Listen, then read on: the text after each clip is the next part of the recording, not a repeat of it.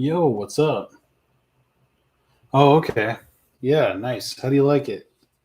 The Witcher was fun. I have Witcher 3 and I have not I didn't get too far into it. I think after Red Dead Redemption 2, seeing the Witcher's horse mechanic threw me off. I was not super impressed. I really like riding the horses in Red Dead 2.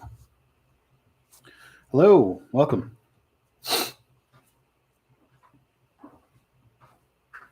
Oh, it's your fourth time. You stop at the same place. You got to get past that. What place are you stuck at?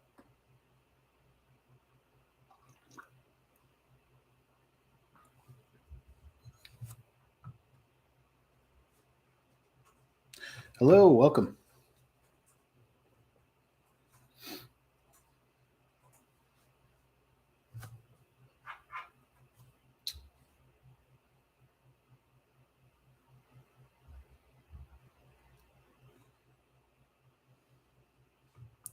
Hello, hello.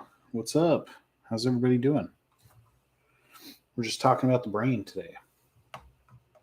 Yeah, we were playing Resident Evil 7, unrelated, but actually kind of related. I can still feel my cortisol kind of spiked. That game is just gnarly.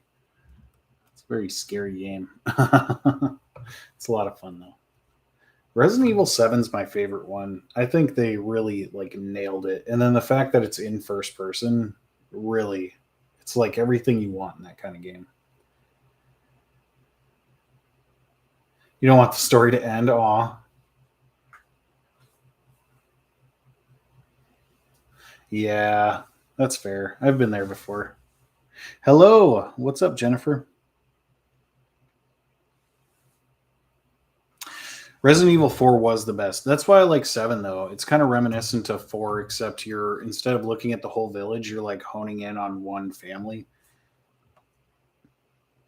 But yeah, Resident Evil 4 was definitely one that made me fall in love with the franchise. I was really disappointed in 5 and 6 by comparison.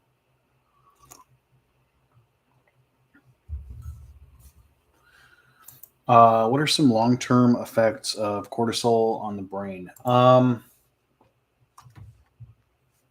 don't know. Let's look them up. I know that cortisol has some pretty bad effects on the body.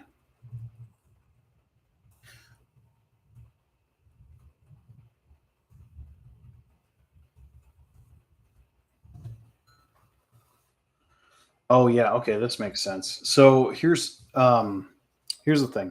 Cortisol is very much like related to stress, right? Overproduction of cortisol is related to like people who are having high anxiety and need to maintain focus in the immediate. And so, if you have too much cortisol in your bloodstream, we know that it can damage your heart and other organs. Um, it also looks like, let's see, there's some damage that's been connected to high cortisol long term to the hippocampus, which kind of makes sense because if you look at people who have survived really traumatic events, they do tend to have pretty poor short term memory. And we know that short term memory, at least episodic memory, is definitely uses the hippocampi to kind of, I guess, organize and store that kind of memory. Um, Looks like there's some other stuff too. And, the older you get, the worse your brain function gets too, it looks like. So even if you have it happen early on in life, as you get older, might impair your cognition. Let me see.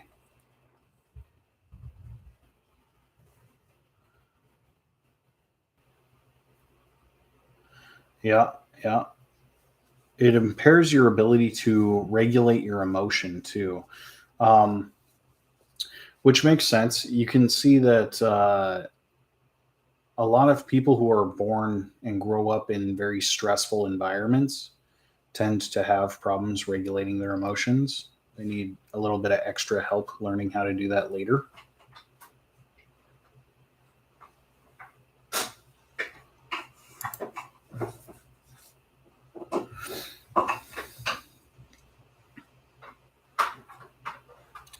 4 was the best. I don't know. I really love 7. 7 just like got me. But yeah, I definitely love 4 too. Hi, not to be one. Texas Chainsaw Massacre.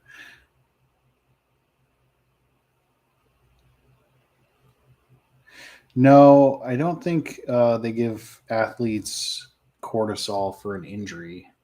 I don't see why they would.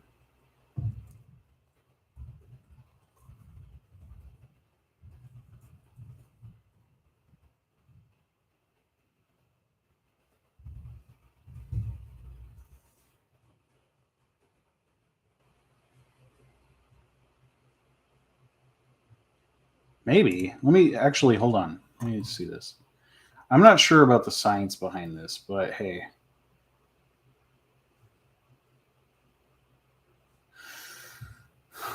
Uh oh, you know what? Maybe they do. Yep, cortisol also leads to weight gain. Let's see. Let's see. So having an abundance of cortisol in your blood stream helps to regulate blood sugar, electrolytes, and control inflammation. It also aids in carbohydrate metabolism, which can affect your recovery time. Actually, no, it looks like cortisol's bad. It impacts these things in a negative way. Yeah. Yeah. So actually cortisol will slow down your recovery time. Yeah. So you must be thinking of something that sounds like that. Maybe like a corticosteroids or something. I don't know. I'm not sure.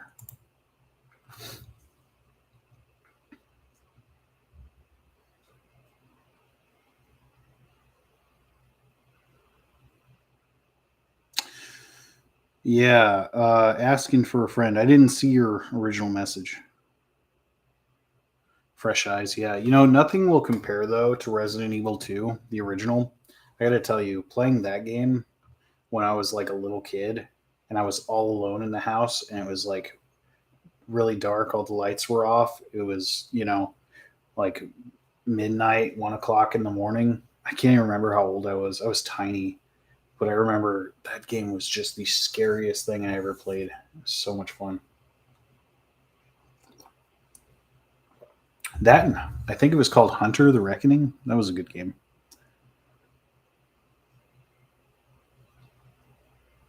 Can people lose IQ points? That's not how that works. IQ is an intelligence quotient. So people don't lose IQ points. As they get older, their IQ might drop, but your intelligence quotient is relative to everybody your age. So it's not exactly a very good measure for understanding intelligence, but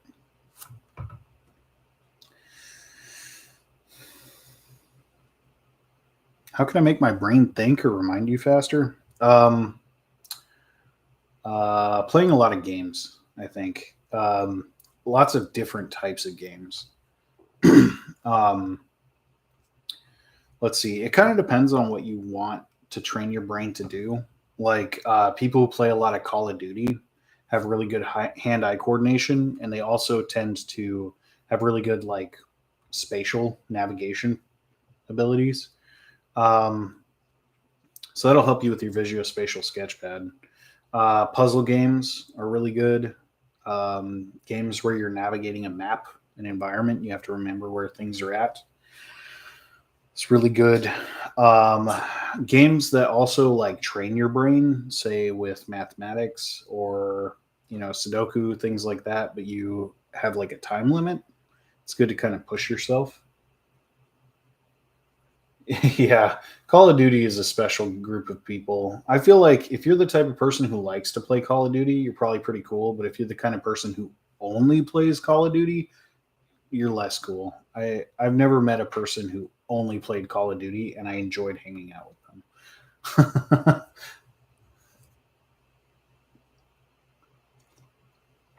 A bit of a red flag.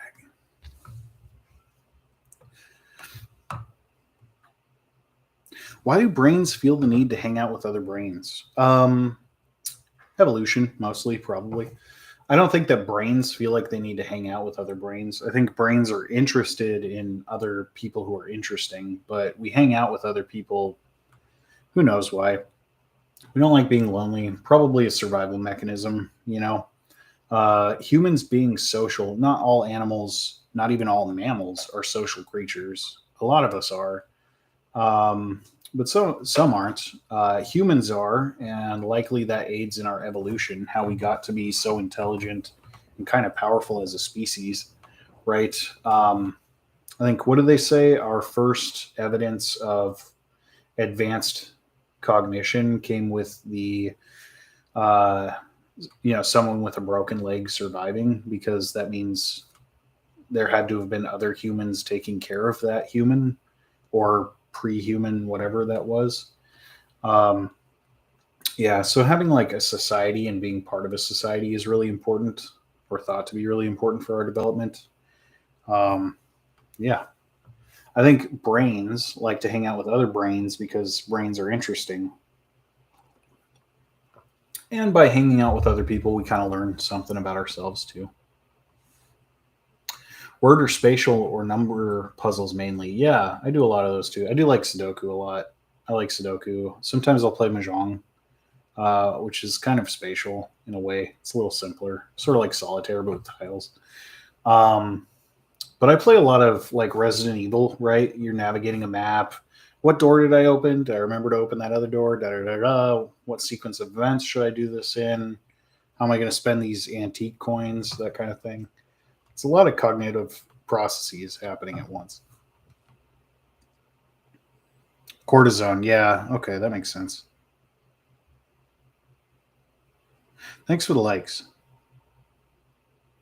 What are the brain mechanisms of hallucinations? Also, are hallucinations like dreams but awake? You can kind of think of them that way, sort of. It depends on what's causing the hallucination, right? We can have hallucinations with mental disorders. Oftentimes, the one that's thought of most, I think, is schizophrenia, or any other type of schizoaffective that carries that with it. Bipolar disorder, sometimes if it's extreme enough, can also have hallucinatory mechanisms. So these are thought to be chemical imbalances that cause these, right? Something to do with serotonin and dopamine levels being out of whack. I think it's that. I think it's low serotonin and extremely high dopamine in people with schizophrenia. Although I might be wrong about that. I might have to look that up. Um, that can induce, or has been shown to induce, auditory hallucinations, and this was tested in mice. Um, you can also have hallucinations due to head injury. You can hallucinate sometimes when you're tired. That's when your brain is sort of playing with itself. In that case, it's sort of like a dream, but you're awake. Usually, hallucinations most often are auditory, and auditory hallucinations right before you fall asleep are pretty common for most people. They might like hear their name, or you might hear like somebody moving around in the next room as you're trying to fall asleep. Might be super unnerving and wake you up. I don't know. Some people get exploding head syndrome, which is the hallucination of a gunshot or a bomb going off. I've gotten this before. Um, Migraines can also cause hallucinations. You might see lights that are not there. You might see fractals of images that are not there, especially in the periphery. Sometimes it only affects one eye. Drugs can induce hallucinations. So that's usually involving a chemical imbalance. Sometimes can affect, sort of like have like a pixelation effect in your eyes. Psychedelics definitely do some weird stuff to your eyes. Although I think we're still trying to figure out those mechanisms.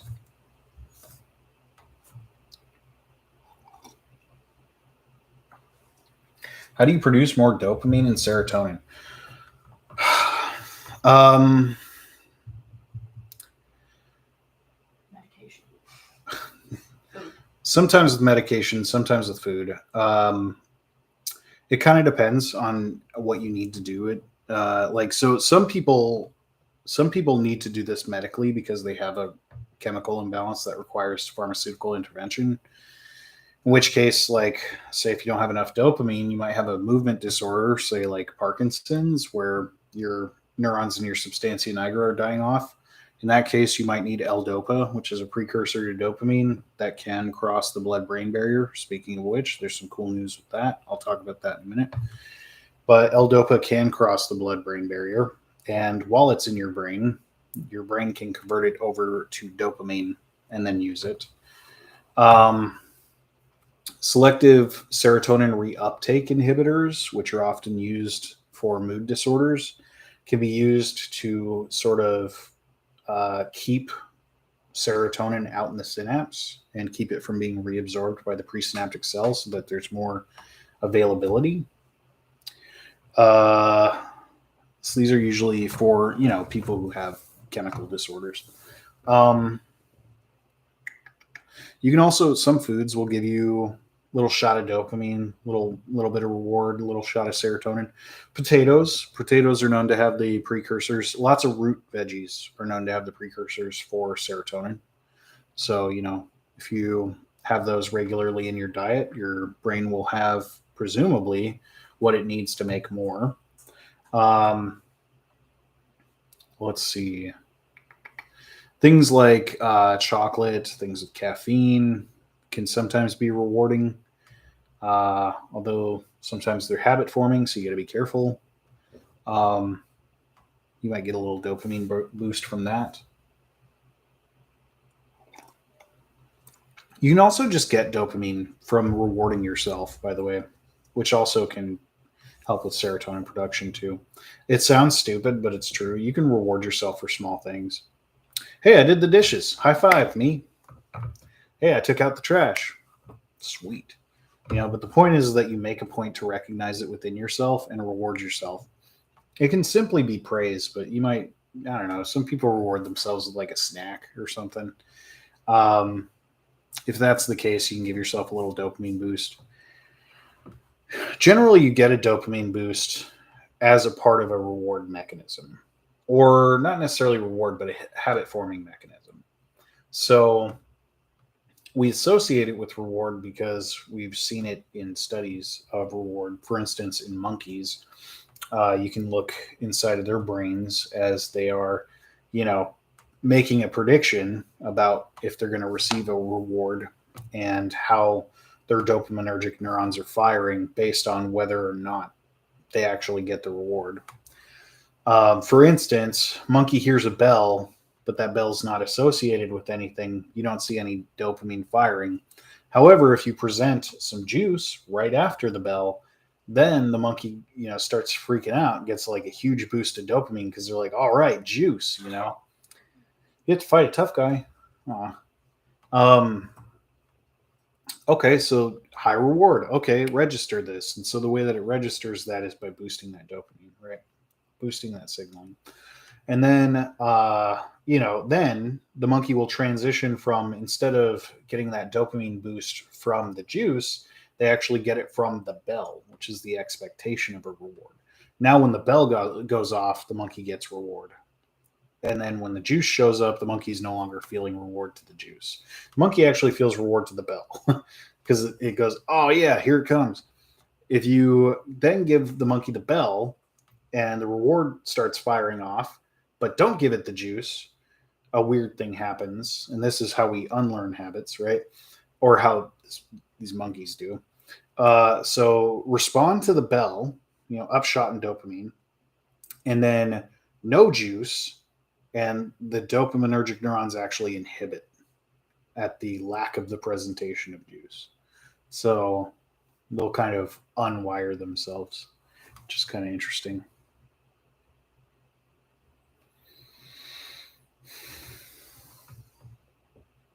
You didn't finish the OG Resident Evil 2, but the remake. Okay, You did beat it though? That's awesome. I'm proud of you. Nintendo DS, specially training your brain. Can't remember the name. Helps to be creative. Okay, yeah, totally. Yeah, creative processes are really important. Drawing is really important if you know how to do that. Even if you don't, just draw anyway. Learning new things. It's just learning new things, right? I've learned to draw, tattoo, make really fine leather works, sculpt. I can sculpt with clay, bronze, or wax, and stone carvings. I can carve wood. So I definitely can work with my hands. I know a bit about carpentry. I have a little bit of electrical knowledge, especially like with hardware components to a computer. I know a little bit about software because I know how to code in several languages, right? So, like, I'm always learning something. That keeps my brain up, I feel like. It's gotten me pretty far. Yeah, root veggies. Skull tubes. I have never heard of such thing. Maybe I have. I don't know. Let me look it up.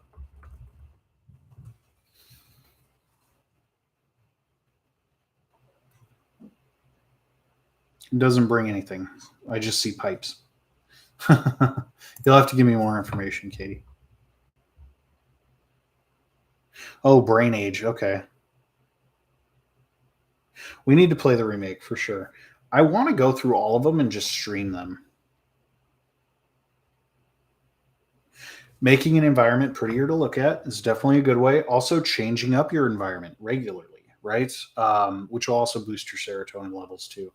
So, if your room has not changed in a few years, that's going to be boring. Change it up once in a while. Move some stuff around. Get some new stuff. Throw away some old stuff. Having lots of toys to play with, like I was just talking about, learning new things every day. They don't have to be expensive things. It's just, more stuff for you to do. And also because knowledge is free online, basically, you have to pay for internet and have a computer. So, yeah, there's that. But other than that, there's lots of things you can just learn for free. You can, for a long time, because I was so broke, my thing that I did was I studied. I just studied new things, especially about the brain. Turns out I may have a neurodevelopmental disorder that helps me do that. I don't really know. We'll find out someday. But yes, making things pretty to look at is an excellent way to help your mood, improve your mood. Having friends to play with too, having people to talk to, good people to talk to. Yeah. Isolation is bad. Isolation harms us.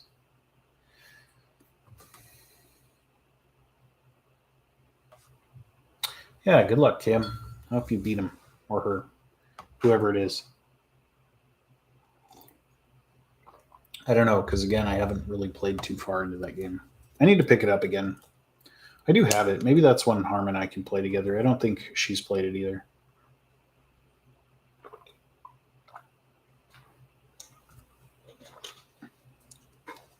Oh, yeah, the new science thing. I was just reading an article today about some research done at Yale. So I think a lot of people are familiar with the blood brain barrier. And basically, your blood brain barrier is like a network of vasculature outside of the brain that keeps stuff out of it, and only lets certain things pass through it.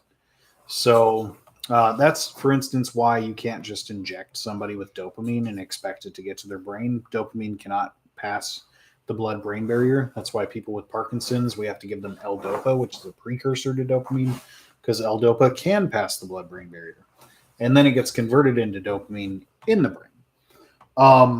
However, it looks like some researchers here at Yale might have figured out a way to open the barrier temporarily while giving medication, which would have the effect of allowing you to like administer medication quickly, and it would get where it needs to go faster. I'm a little worried because it feels like if you're just opening up the blood-brain barrier, you're going to let stuff in you probably shouldn't. So I don't know. I do have to do some more reading. But definitely a really cool thing if it works. Yeah, looks like there's been a lot of research to go towards this, though. So they're feeling pretty confident. Uh-oh. What did Katie send us? Katie. Secret tunnels. Secret tunnel. Connecting the skull and the brain. Okay.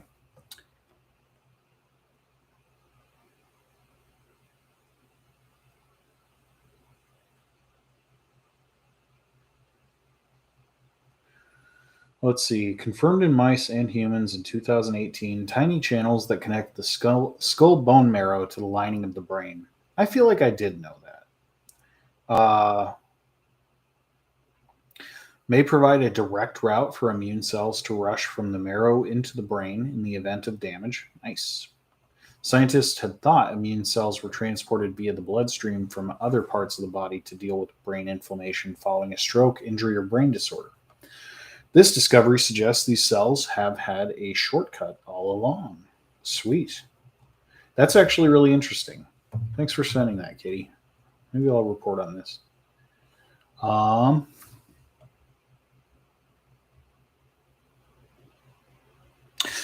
Secret tunnels. Pink fuzzy cowgirl hat with eyeballs. Oh no. You're going to be so cute and frightening. Oh, you died? Aw, Kim. Yeah, but I'm okay now. Yeah, I can't wait to see this too. Good, yeah, have fun. I hope it's a good time. Should we start talking about scary stuff now? Yeah, let's see.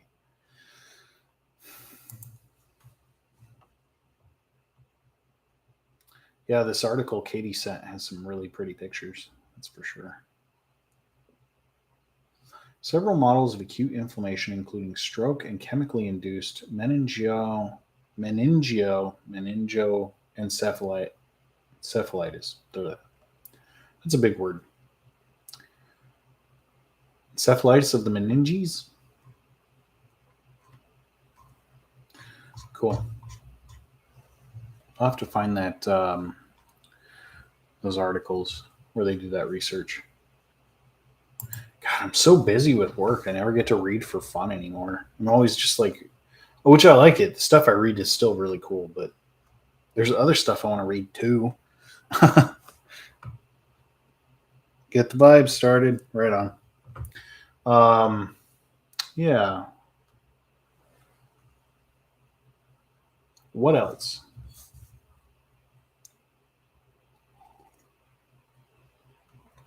Yeah. Yeah.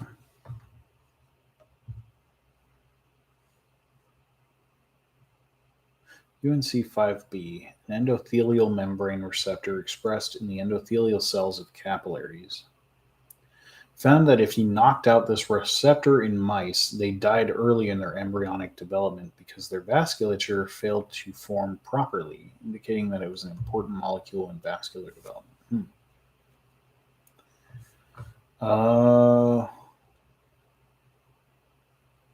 Okay.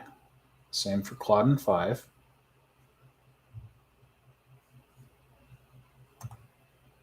Okay. So I guess they figured out that Claudin 5 and UNC5B were really important genes for manipulating this blood-brain barrier.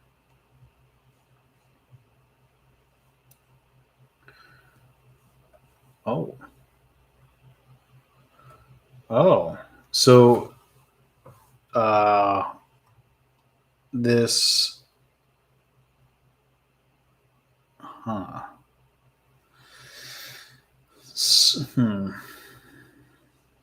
So this protein that is thought to be really important for the blood-brain barrier, this researcher Boyer um, genetically manipulated this protein, this receptor, out of mice who were adults and already had an established blood-brain barrier, and he found that their barrier remained open in the absence of that receptor. So now the next step is to try to figure out which ligands, which bind to the receptors and send the signals between or inside of the cells, were responsible for that effect.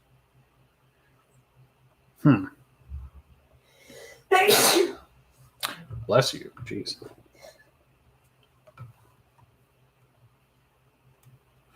Neat. Yeah, this will make things treatable that previously were difficult to treat, such as like Alzheimer's, multiple sclerosis, brain tumors, things like that.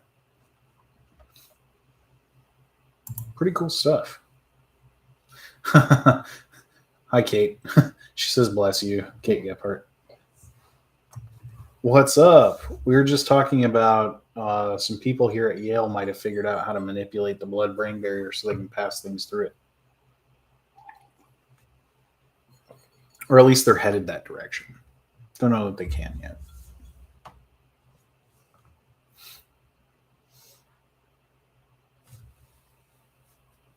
What have you been up to, Miss Kate Gephardt?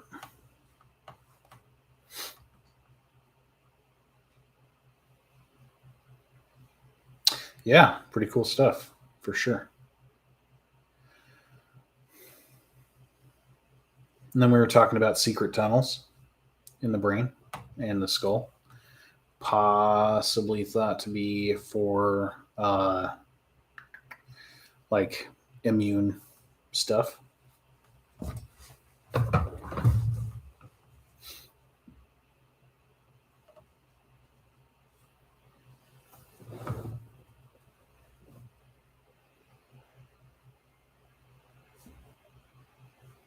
Let's see, what else? I was thinking about maybe doing some videos on eating disorders in the brain. What's up, Joe? How are you? What are you up to? We're just hanging out, talking about the brain.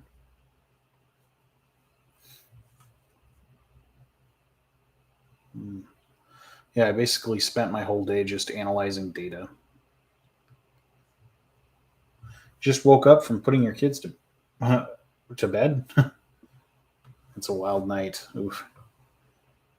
I'm good, man. Yeah, I've been busy working all day, just like analyzing data. I may have enough to write a paper here soon. I can't really talk about it. I can talk about it after it gets published. No, I'll tell you all about it. But Harmony and I also got to spend some time today playing Resident Evil 7 for first time in forever, which is a really awesome game. Super fun. Yeah, what are you up to, Joe?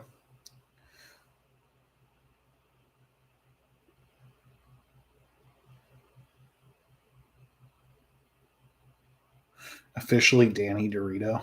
Nice name.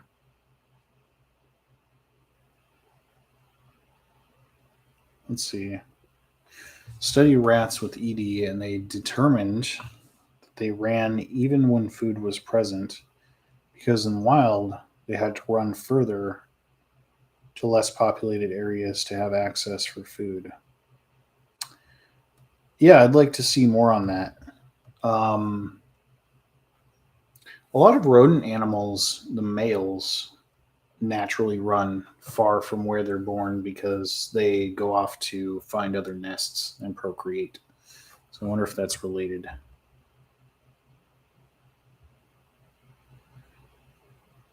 What is the scariest fact you have learned about the brain? Uh, Hi, Mom. Let me think for a sec. Scariest fact I've learned about the brain. I don't know. I don't know that's like really anything scares me anymore about the brain, but like probably like technically the scariest fact is that it's constantly making stuff up and you don't perceive most of what's going on around you. I think that's a trip. Uh, you know, because there's lots of blind spots and your brain just assumes a lot of things. It's really good that it does this. Evolutionarily, it's good that your brain makes a lot of assumptions quickly because you don't, if it didn't, if you really had to think about every little thing, you would probably die thinking about what to put on your sandwich. You would die of hunger before you ever actually made the sandwich, because you're calculating every little thing about it. But um, I think just going off of our evolutionary mechanisms can make people kind of ignorant. I don't know how to put that in a nice way, but you'll definitely see some people that make a lot of assumptions quickly without putting a lot of effort into it. You killed him. Good for you. I'm proud of you. Dopamine.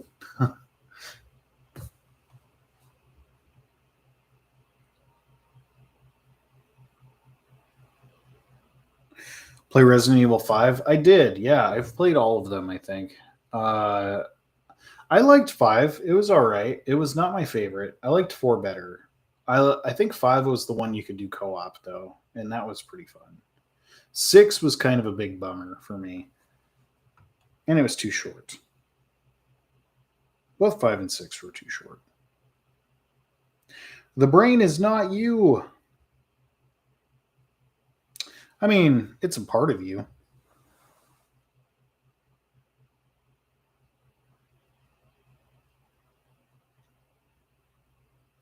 Your brain is not conscious. Okay. What have you been reading? You read about art therapy could presumably be more beneficial than just talk therapy. Yeah, actually, somebody in the chat can tell you a lot about that. As soon as I find a lamp for my smart lights, I'll stream Resident Evil 7. Nice. Oh, yeah, that'll be cool. Make it nice and spooky. Hi, Harm.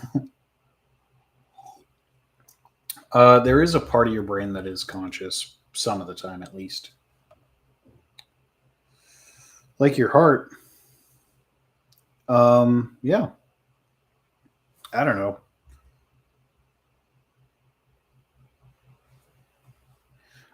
Yeah, I guess it depends on your definition of what consciousness is. But I mean, like from a medical definition, if you're awake and not, asleep, you're conscious. If you get knocked out for some reason, then you're unconscious. If you're talking to neuroscientists, that could mean a plethora of things. If you're talking to psychologists, it can mean a plethora of other things. And people generally argue about what consciousness means, which makes it kind of a really hard thing to talk about. Some people think there's one state of consciousness. Other people think there's 3. I've met people that think there's 7. There are people who probably think there's more. And so your different states of consciousness probably vary depending on what state your brain is in. So yeah, in a sense, yeah, your brain is not consciousness. Your brain kind of performs consciousness. Maybe. I don't know. Sync them to the sounds. Awesome.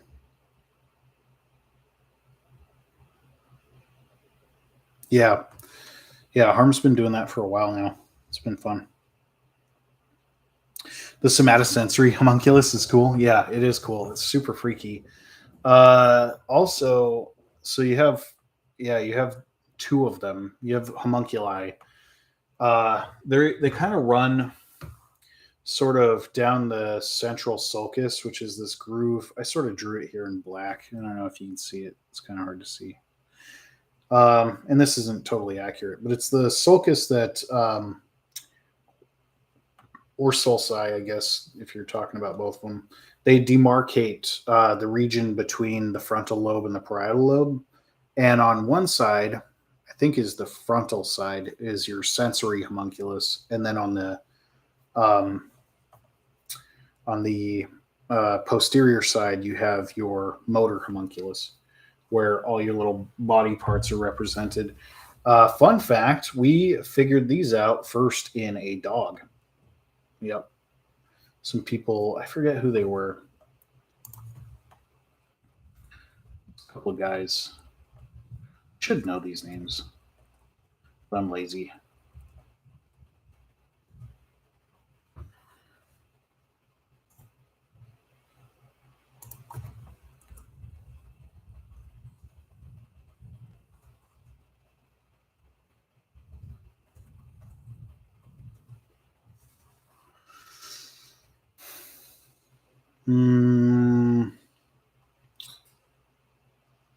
Wilder Penfield.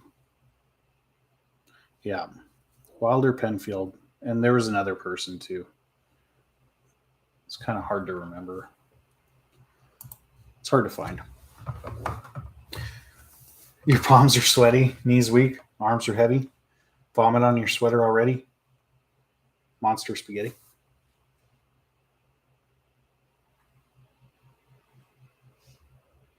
Your heart is living on its own. I don't think that's true, bud. Came here because YouTube was lagging. Dang, my internet's been acting up, kind of. I don't know what's up with it.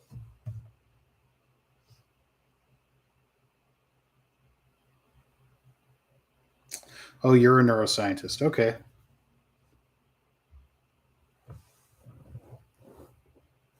Joe, I might have missed a comment from you.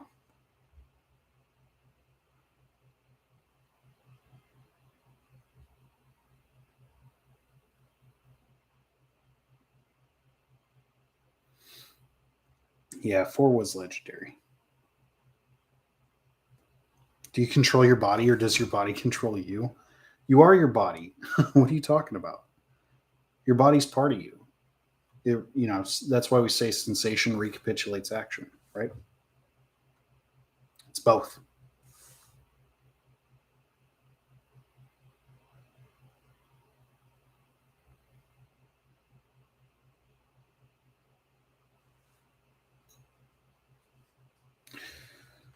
Which game have you replayed 10 times? 4? Mhm. Yeah, that's a good one. For internet tips, call Al Gore.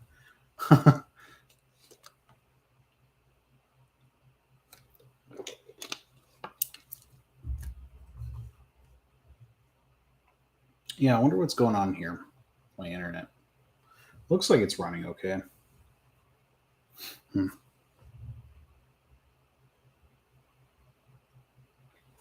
Thanks for all the likes.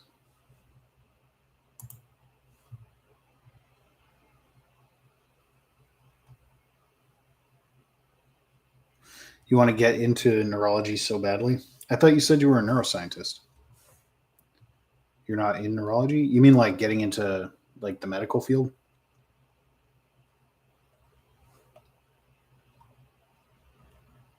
It's definitely a good field to be in. I'm not quite a neurologist, but I do work in the Department of Neurology over here at Yale.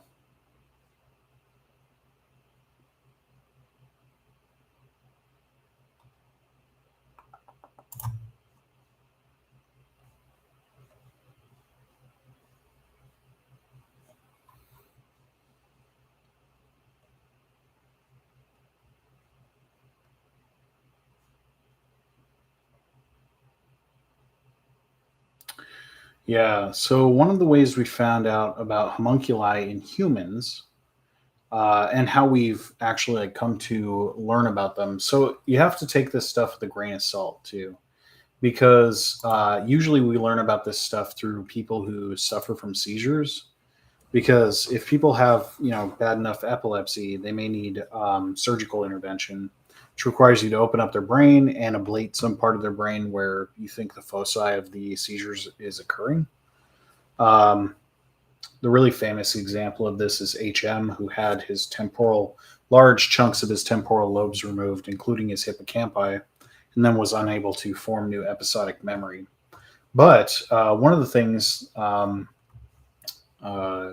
that we've figured out is, we can ask for permission because you have to have, when you do brain surgery, you have to have the patient awake, largely because you don't want them to like lose memory of stuff. You want to keep them conscious so they can tell you about what they're perceiving as you're digging around in there. Luckily, they can't really feel pain in the brain, so you can kind of just poke around and see what happens. And you go, assuming that they've allowed you to do this, you go, hey, what happens when I do this?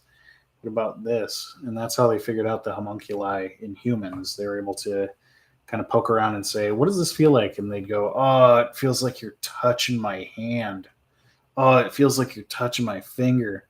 And then other weird stuff can happen. I think the The right temporal lobe, right between, it's like the tempoparietal lobe, right in this region, is when you stimulate that, people would start having an out of body experience. They say, "Oh, I feel like I'm floating above my body.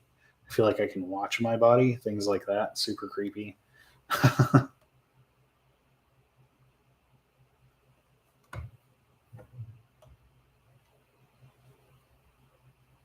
Not officially a neuroscientist, but close. Close enough. Whatever. Yeah, get into grad school somewhere. If that's what you want to do. You want to be a researcher? You want to be like a surgeon, neurosurgeon, or what do you want to do? I'm in research here, studying pain in the spinal cord. I used to study olfactory processes in mice. Did that as a bachelor in science, and I did that for my master's.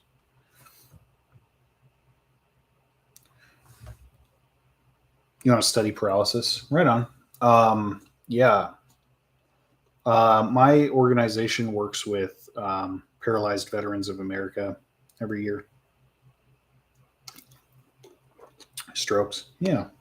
It's good stuff.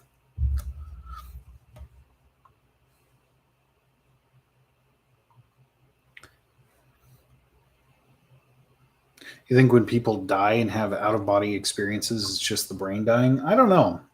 It doesn't always happen when you die. Sometimes it happens before you die. Sometimes it happens, and the fear of death is not even really imminent. Although, what is interesting is that sometimes people experience it when they feel like they're going to die, even though there is a lack of imminent death approaching. So, I don't know. Could be due to it could be due to lack of blood flow in certain regions of the brain as blood is being redirected to other regions of the brain to keep the person in survival mode. Oftentimes, you don't really need your here's an explanation, a possible explanation for this. Thanks for the roses. Um, so, in terms of how necessary your brain chunks are, your cortices are probably the least necessary. Like your frontal lobe is definitely the least necessary part of the brain in terms of immediate survival. Everything that is necessary is like in your brain stem, cerebellum, midbrain region, and as you work your way out, you get to less necessary items all the way to the frontal cortex. So everything's super necessary, kind of following this path. Um, when you're in fight or flight mode, right? A lot of your blood is being directed to your extremities to get you prepared for something, attack, some kind of or evasion, right? And not a lot of blood is being directed to, your frontal lobe, other regions of your brain that are not necessary for the immediate survival. So it would make sense to me that if you were lacking blood flow in your cortices because your blood's being pumped into your extremities to get you ready for action, then yeah, maybe a lack of blood flow in this region might kind of screw up your own proprioception, right? Yes, blood going to vital organs and away from non-vital organs in the immediate, like your stomach and intestines. We don't really need that. Might as well just dump their contents and go.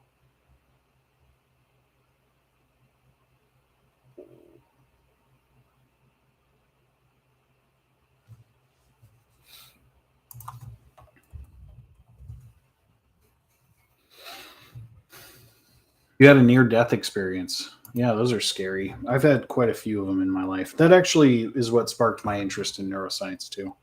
When I was 7, I was in a really bad car accident and I should have died. I should have, because I was injured pretty severely. And I actually couldn't form new memories for a few years. And that very well could have been permanent too. I'm very lucky that it wasn't.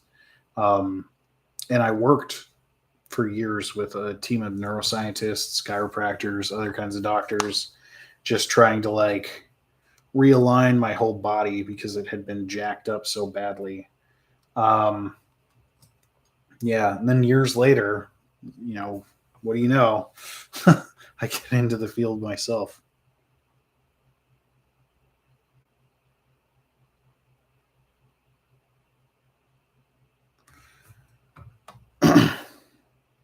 Delirium after major surgery and the excess CO2 in the bloodstream. Yeah, and you know, another thing about the excess CO2 in the bloodstream is the alcohol, right? Because essentially alcohol eventually breaks down to that. And when you look at how alcohol affects the brain, it also starts at the frontal lobe and works its way back into the midbrain and then into the brainstem, right? And the hindbrain brainstem. Um, so you know somebody's feeling good when their frontal lobe is inebriated because they're just like laughing and having a good time. They seem like kind of boisterous. They're not really, they're sort of impulsive. They're not really like watching their language or anything. And then eventually you'll start to see them when it, you know, starts to hit the hindbrain and the midbrain, you'll see them start to stagger, slur their speech, things like that. And you know it's hitting the brainstem when they start passing out. So that's dangerous. Make sure you're aware of what state your friends are in. But yeah, the brain does this. It's set up to do this to protect itself. Damage the least important things first. That's also why the frontal cortex is at the front of your head, too. Believe it or not, using your head as a weapon is something humans can do. The front of our skull is very thick for that reason. And we can actually take a blow to the front of the head pretty well. So it's very thick for that reason also. It's like, don't damage the brain, but, or do less damage to the brain, I guess. But also, you know, if you're going to put a part of the brain towards the part of the head that gets damaged most, make it the least important part of the brain, which is funny because, you know, we do see that people who have frontal lobe damage have dramatic changes in personality, oftentimes very detrimental. I would say most times pretty detrimental. But in terms of immediate survival, it's not super important. You can survive without it, right? We know this from Phineas Gage, who had his big chunk of his brain taken out, as well as many other people at this point. We know from like people who've been attacked by bears, all sorts of different examples. Yeah, Phineas Gage. There we go. Do you think COVID-19 affects the brain? Yes, it does. How it affects the brain is still a little mysterious, but we do know some things about it. For instance, we know that it attacks ACE proteins on the surface of cells, neurons. Not necessarily always neurons, but for instance, when you lose your sense of smell, right? Your olfactory sensory neurons, which extend from your nasal epithelium, the skin inside of your nose, to the olfactory bulbs in the brain, which on this model are kind of these white sort of tracks. The bulbs are at the end here. So they're receiving this information. The OSNs are not affected by COVID, right? But what's weird is the OSNs are affected when you get COVID. And it's like, you know, because you can't smell anything. So it's like something's happening to them. You go and look at them, they're not damaged. They're not functioning. They're working. They don't die. So what's happening? Well, we found out, or Sandeep Robert Data at Harvard found out that the ACE proteins on the surface of the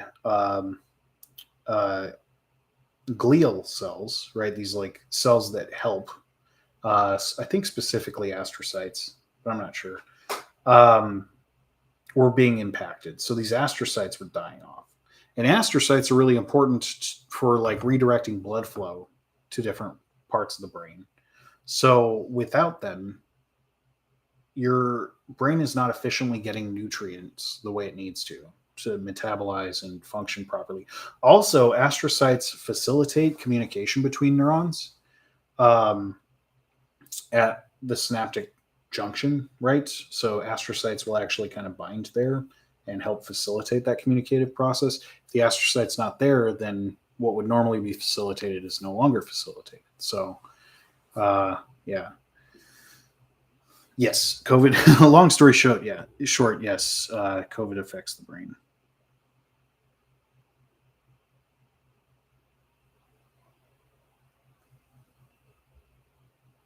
Makes the brain tired.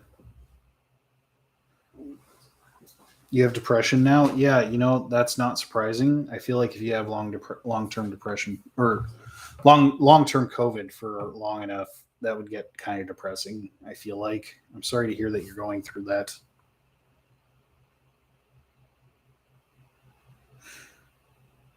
Yeah. Well, generally, yeah. If you, I've answered these questions a lot, so I kind of know what's coming next a lot of the time. Not always, but sometimes. It definitely works the explanation. And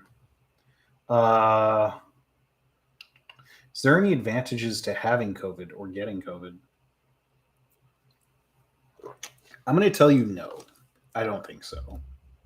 Based on what I understand from all the research I've seen, I would maybe talk to snackpacks.epi on TikTok. He's pretty cool. But, he does this stuff for a living. And he's done it for a lot of years. And he's worked directly with like the CDC and stuff. I would go ask him. But I don't think there are any advantages personally. I think you might have like a very slight afterward. You might have a slight boost in immunity, but it doesn't look like it lasts very long. Yeah. Maybe one advantage is that if you don't like to shower, maybe your house or yourself don't smell as bad afterward. I don't know. It doesn't seem very advantageous.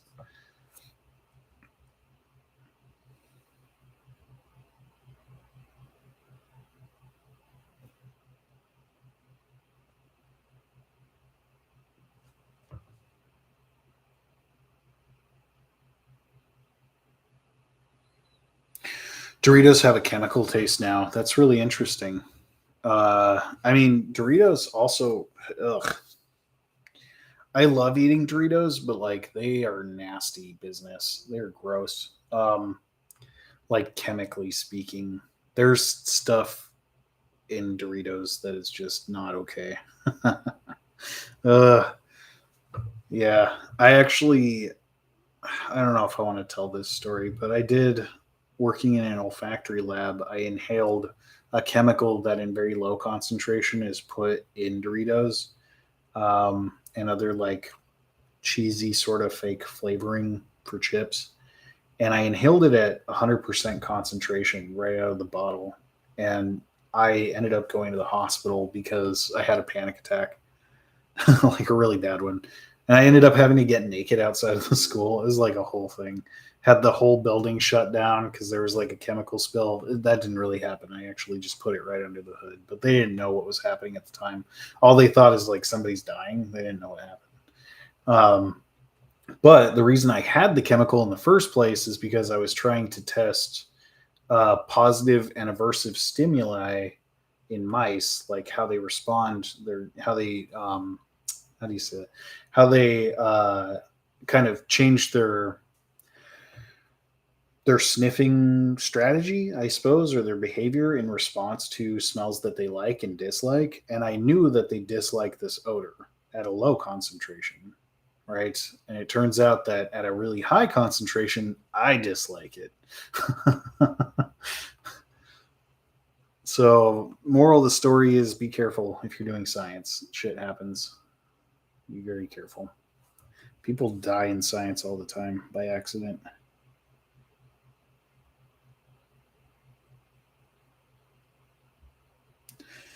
Sweet spicy chili for the win.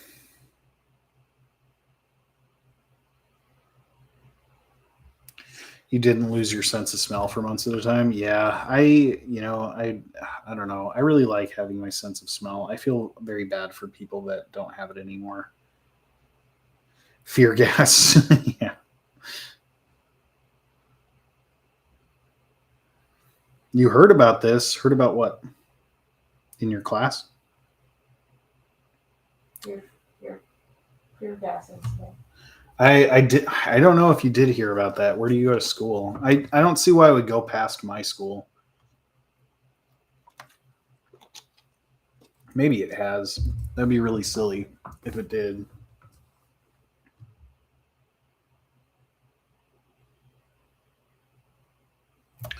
High school, I took a whiff of hydrochloric acid during a lab and almost passed out. Ugh, yeah. Don't smell things. That's, you know what? Humans are so curious. You know, it's a really funny thing too, that like COVID just screws with really bad. And now after COVID, humans are never going to be the same. So, like, here's something you probably didn't know that humans do, but most mammals use their olfactory sense to tell them about other mammals, right? Okay, that's kind of obvious, right? Like dogs, they sniff each other's butts. Why? Well, they do it because they want to know where that other dog has been. Where have you been? What have you been eating? And have you been around my territory? Are you in different territory? If so, is there food available there? Can I find something there? Like, there's all sorts of things that they're learning from sniffing another dog, right? And just sniffing people, like sniffing your pant legs and stuff like that. They'll sniff your feet. They're trying to learn about you, right? Um, Humans do this too, kind of, to a much smaller degree than a dog. But like humans kind of do this by shaking each other's hands. So what we do is it's a natural thing for humans to touch each other somehow, right? They touch each other and then they touch their face. And it's thought that humans are doing this because they're trying to get maybe odorants or some other something about how your body interacts with another person's microbiome. And now, thanks to COVID, no more shaking hands, no more touching faces. So I wonder how that will impact us, even if just in a very small way.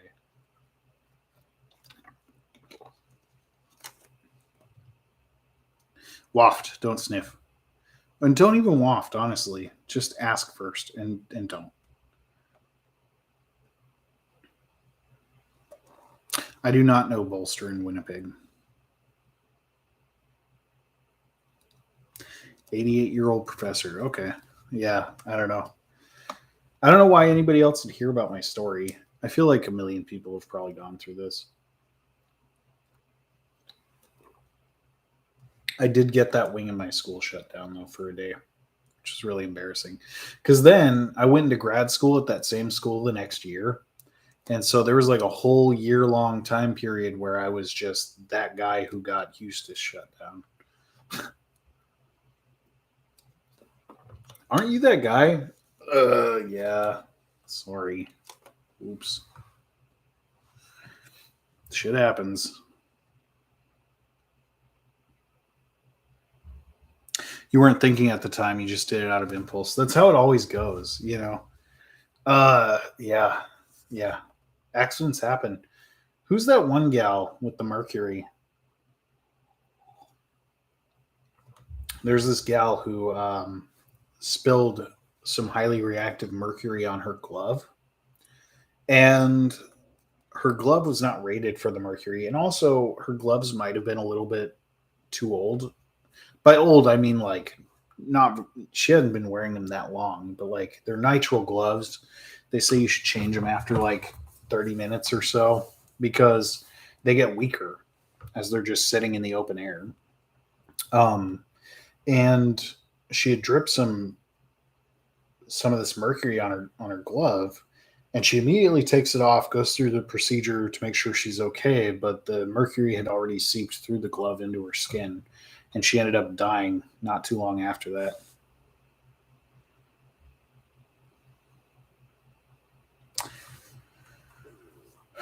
Yeah. Yeah, I think it was like 3 months later. Why don't we honor her by talking about her for a sec?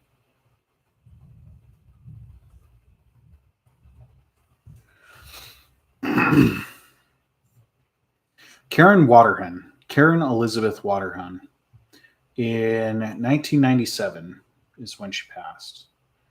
also known as Karen Waterhand Jeanette. So she was a American professor of chemistry at Dartmouth in New Hampshire, and she specialized in toxic metal exposure. So it's like if I mean the way she died was kind of fitting to her life, and weirdly enough, her life ended giving us extremely important knowledge about what happens when somebody is, exposed to toxic mercury.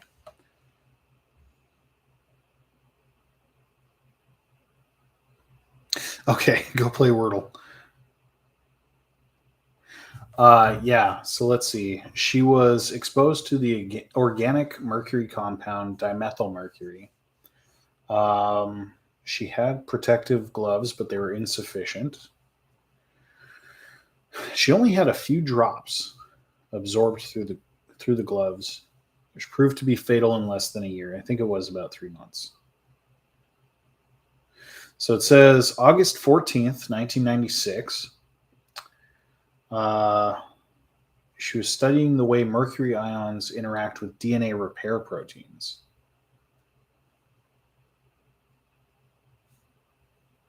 Properties of another highly toxic heavy metal, cadmium. She was using dimethylmercury at the time for standard internal reference. When I was a kid, we played with mercury in science class. It was like a core memory. Bizarre now. Yeah, totally. Which is a different form of mercury, but honestly, any kind of mercury is not great for us unless it's like naturally derived.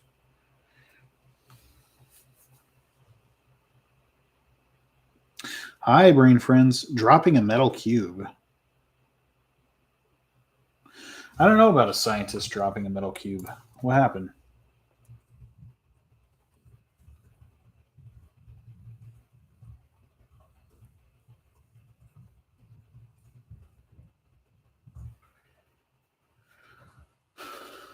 Oh, the demon core? Is that what it is? But yeah, so uh yeah, Karen hold on. Yeah, so Karen, who was exposed to mercury, she had they went through a chelation process where they tried to just get her body to dump as much of the mercury as possible, by peeing it out, and she just couldn't get rid of it. And no matter what they did, her mercury levels just kept going up. They kept going up. And yeah, so about 3 months after the initial accident is when she experienced abdominal discomfort and significant weight loss. Then she started losing her balance and she was unable to produce speech. She would start slurring really badly. Um,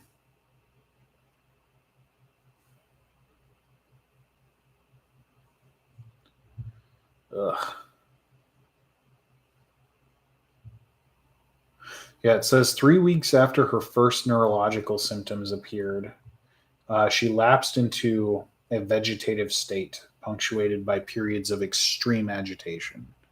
So she would never move or talk or do anything. And then all of a sudden, she would just be really agitated out of nowhere and then go back into her state. Her husband saw tears rolling down her face, asked if she was in pain. Doctors said it didn't appear that her brain could even register pain. And then she was removed from life support and died June 8th, 1997. So less than a year later. What's really messed up about this, what I guess makes me really sad, is that she wasn't even dumb like me. you know, I was just not being careful. She was absolutely careful and took every precaution that she knew to take. And she still died by an accident.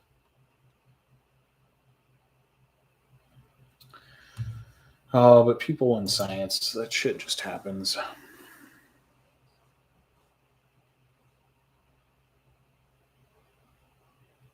No, I don't think chelation would have saved her. They tried super hard. I have no idea what gloves you'd need to handle mercury. I could probably look it up.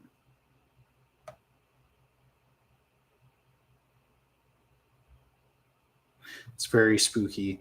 The Demon Core, I don't actually know much about it. I've like heard things here and there, but I never actually looked into it. It says so it's not a cube, it's a sphere. It says a spherical 6.2 kilogram subcritical mass of plutonium, 89 millimeters in diameter, manufactured during World War II by the United States nuclear weapon development effort, the Manhattan Project. It was a core for an early atomic bomb and involved in 2 accidents, which each killed a person. Intended to be used as a bomb dropped on Japan, but Japan's surrender made that unnecessary.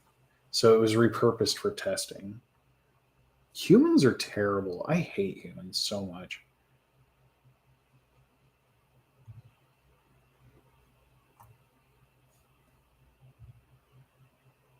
Ugh.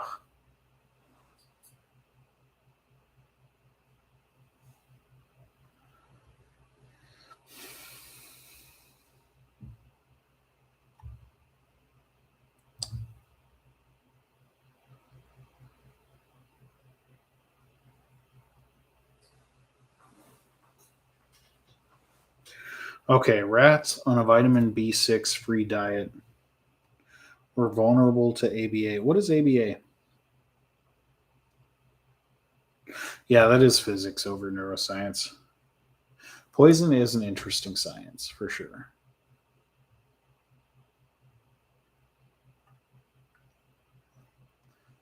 But I mean, usually people don't die unless their nervous system is impacted in some way, so might be worth talking about.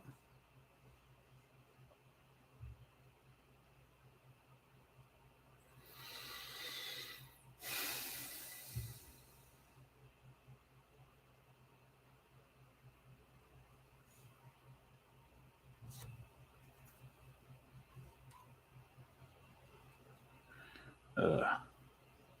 Plutonium core produced a burst of neutron radiation that led to physicist Harry uh, Daghlian's death. Daghlian, I don't know how to say that name. Might be Dothlian, I don't know. Or Dochlian, depending. Made a mistake while performing neutron reflector experiments on the core. He was working alone. That's the key thing. If you're working in science, never work by yourself. There should always be someone at least in the building nearby that can hear you if you scream out for help. Like seriously, if you ever work in a scientific field, never be at work alone. That's when accidents happen and nobody's around to help you and you die. So he was working alone. A security guard, Private Robert J. Hemmerly, was seated at a desk 10 to 12 feet away. The core was placed within a stack of neutron reflective tungsten carbide bricks, and the addition of each brick moved the assembly closer to criticality. While attempting to stack another. So basically, what he was doing was trying to. So this is like a core for a bomb, right? And he's trying to figure out how close you need to take it to bringing it to a critical state where it can be ignited. So obviously, this is just inherently dangerous. But while attempting to stack another brick around the assembly, he accidentally dropped it onto the core and thereby caused the core to go well into supercriticality, a self sustaining critical chain reaction. He quickly moved the brick off the assembly, but received a fatal dose of radiation and died 25 days later from the acute radiation poisoning. Ugh.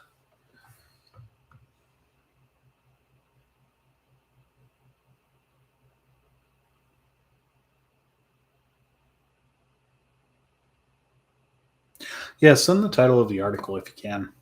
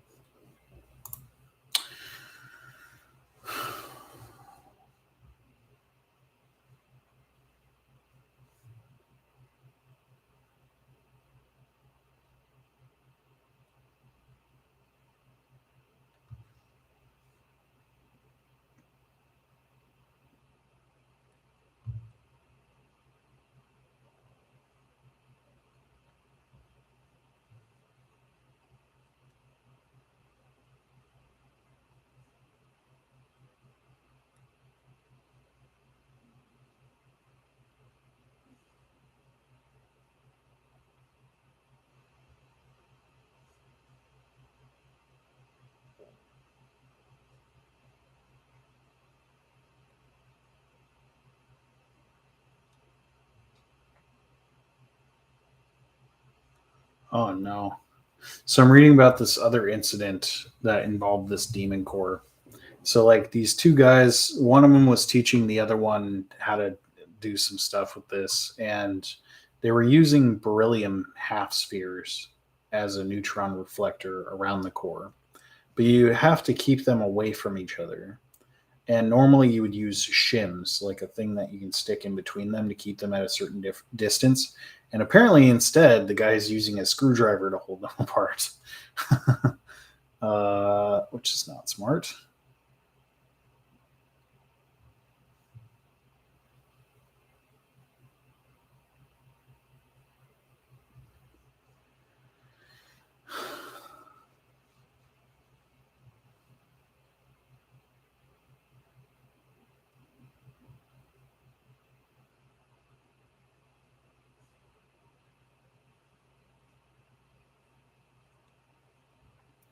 Let's see. On the day of the accident, Slotin's screwdriver slipped outward a fraction of an inch while he was lowering the top reflector, allowing the reflector to fall into place around the core.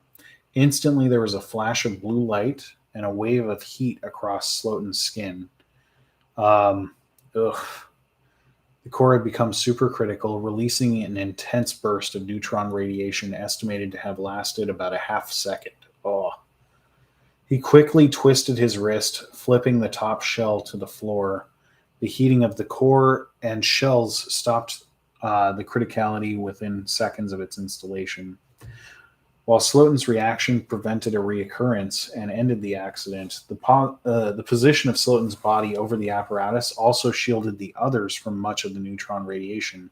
But he received a lethal dose of 1,000 rad neutron and 114 rad gamma radiation in under a second and died 9 days later from acute radiation poisoning.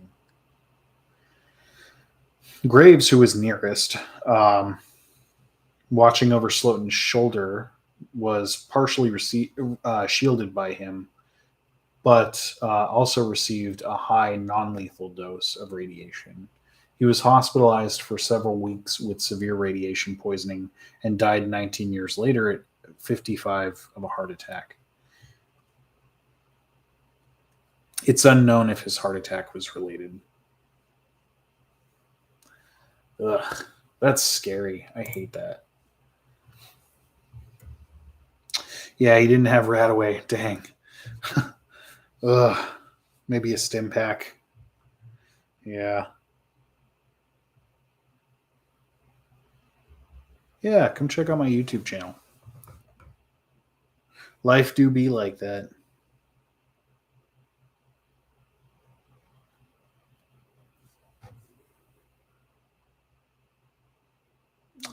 Oh, at my job, there was I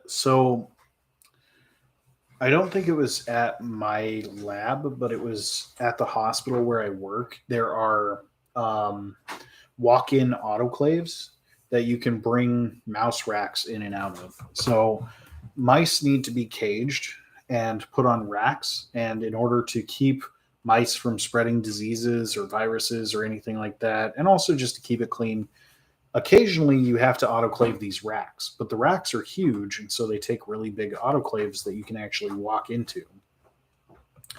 And I think somebody got stuck in one of those autoclaves, and there's no emergency shut off on the inside or a way to open the door. So that person effectively got autoclaved. If you don't know what an autoclave is, it can kill anything with heat and pressure, sometimes moisture, depends. Um, yeah, it's not a fun way to go, I imagine. I imagine that was extremely scary for that poor person.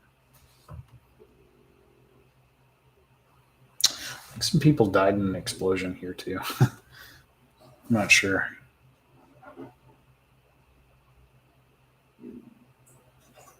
I was just asking what ABA stands for.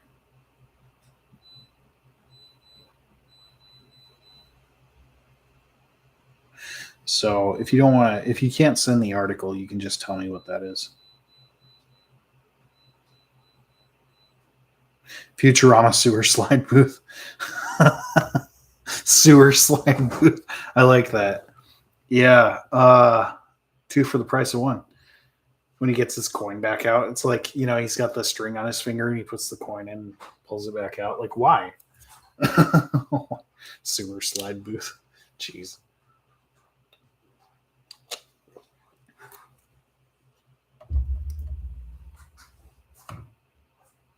Why do we like our own farts? I don't know that everybody likes their own fart.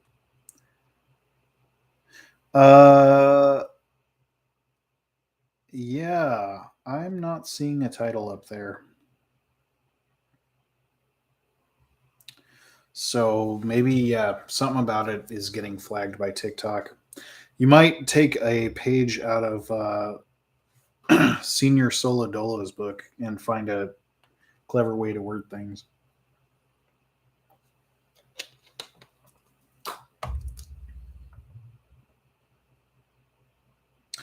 Ah, gotcha. Farts hit differently in the shower. Please go to therapy. Just go to therapy.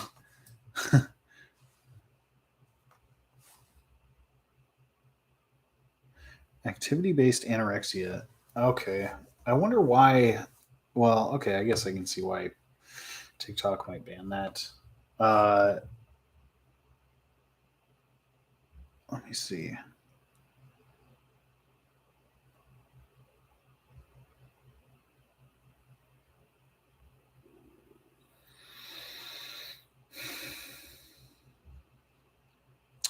Let's look this up.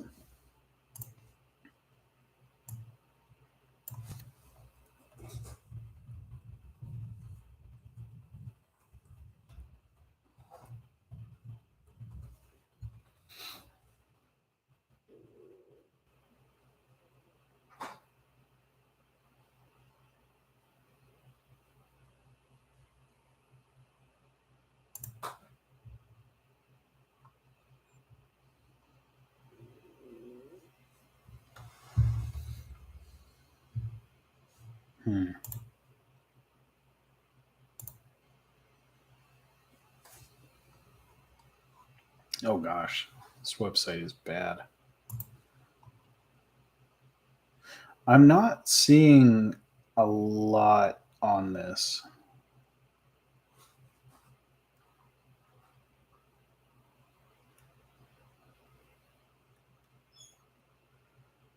There's definitely a lot on vitamin B deficient rats for sure, but not that very specific thing.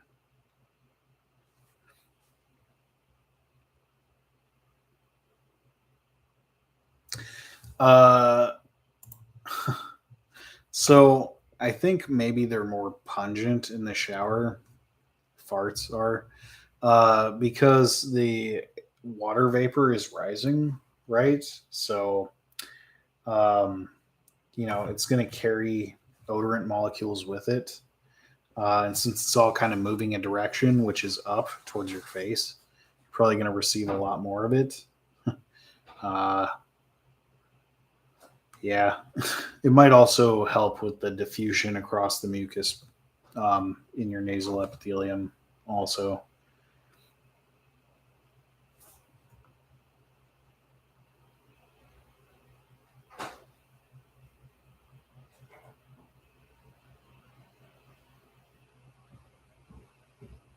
Serotonin and GABA agonist. Okay.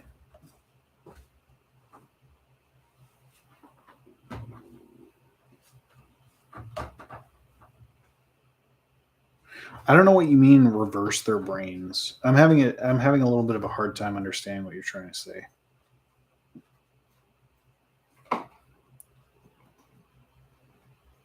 But that almost seems like serotonin and GABA agonist. Wouldn't that slow you down?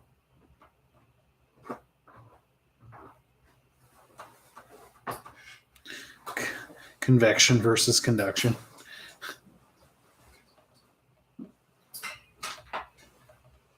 Reduced tryptophan intake. Huh. That's interesting. Yeah, I wish I could find this article. I'm trying to.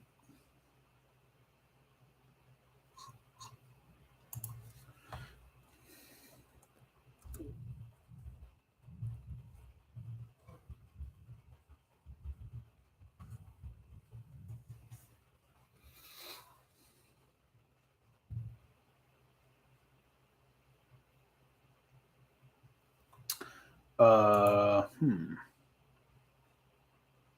Oh, that might be really important for understanding alcoholism too, or detrimental effects of long-term alcoholism.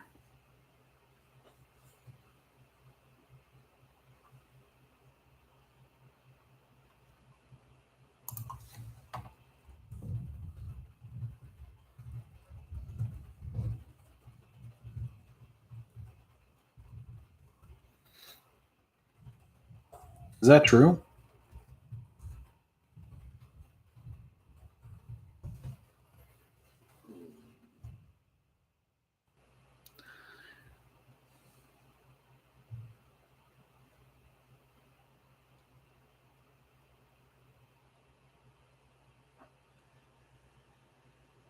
Okay. Yeah.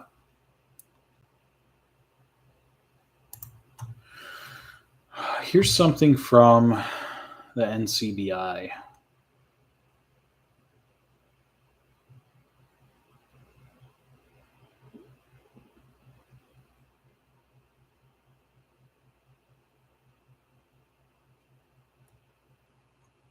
Oh, no, that's something else. Hmm.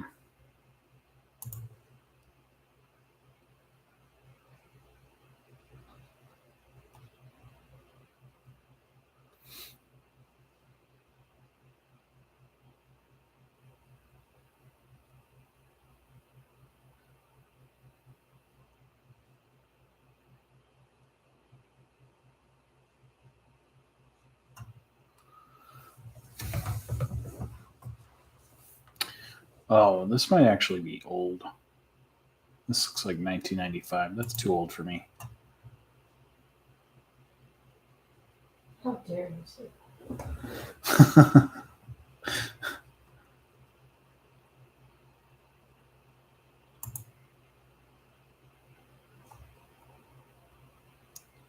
Yeah, I don't know why. I'm just having a hard time finding anything good on this.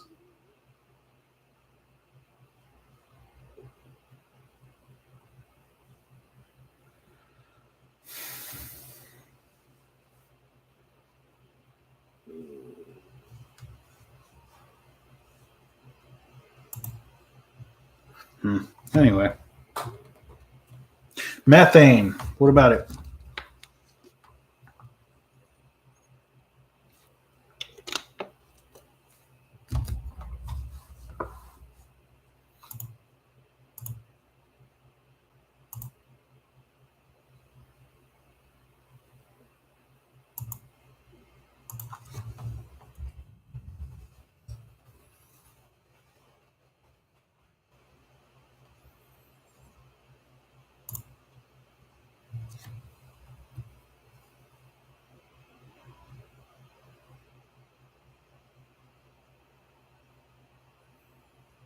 Really trying to get runner's high? I don't know. Maybe they could have been. I have no idea. Well,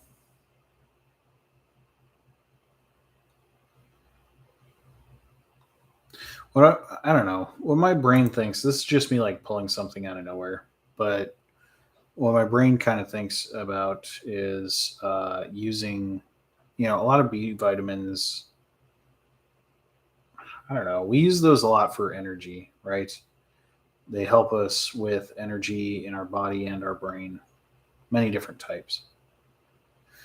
So I wonder if, I don't know, you might be onto something there. maybe they're like, maybe they're like trying to get that high. I have no idea.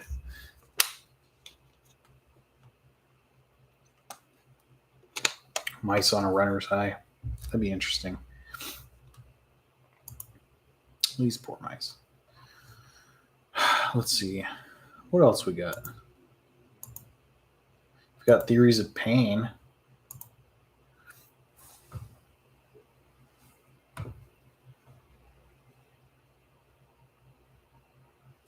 No dopamine from food.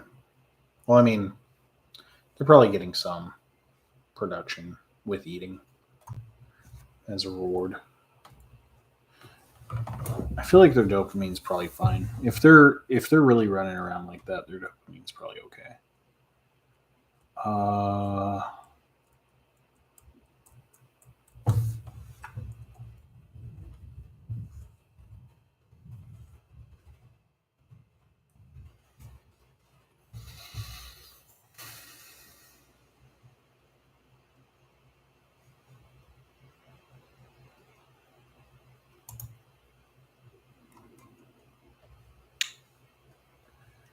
yeah. Okay. Yep. Yep. Yep. Okay. I think I found something.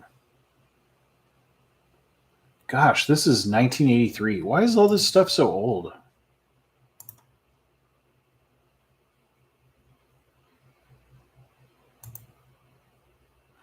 Okay.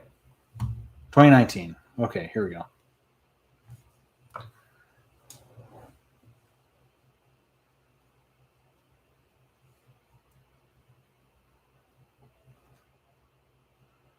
Rats have access to a running wheel combined with restricted food access, leading to self starving and body weight loss and hyperactivity.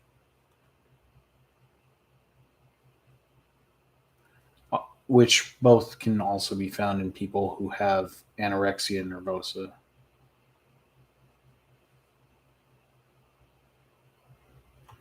Okay.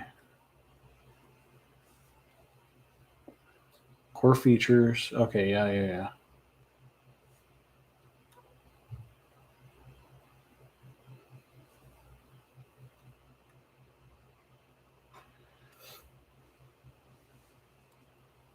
I don't know why, like eating disorders used to really fascinate me and I would study them a lot. I don't know why, but I never came across this for some reason.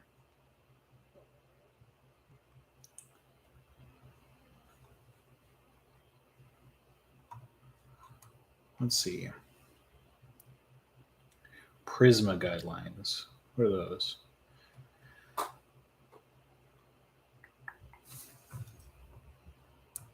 How can you overcome a phobia even though you know it's irrational? Let's see. Therapy. Therapy, says Harm. Go see Harm. She'll tell you. Uh, so one thing is that phobias are learned, right? They're very much a learned mechanism. Typically, you don't have a phobia unless you're taught to have it. There are certain things that are like inherently scary, like maybe like snakes or spiders. They're just sort of eerie, kind of creepy. But generally, people don't have phobias about them unless they're exposed to them in a very extreme way. Uh, Sometimes people don't even know why they have phobias, but I think generally you'll find that somewhere down the line, somewhere along the way, something happened. Um, so, this is very much thought to be a process of synaptic plasticity, right? As is everything. And um, in the process of learning, or like long term potentiation, right? LTP, and LTD, which is long term depression, which is the opposite, unlearning, right? So in long term potentiation, when you're learning something, we use Hebbian's rule, right? Neurons that fire together wire together. So as you're making connections between things, the more often you make those connections, the more likely that you'll make the connection, the better the connection will be. You associate them stronger. And so you can associate, say, getting in a car with feelings of fear, or say, like a spider, right? You can associate a spider with strong feelings of fear. But regardless of whatever caused you to learn that memory, the memory still had to be built. in your nervous system. And that means that it can be unbuilt, right? So let's see, what is this drug called? Uh,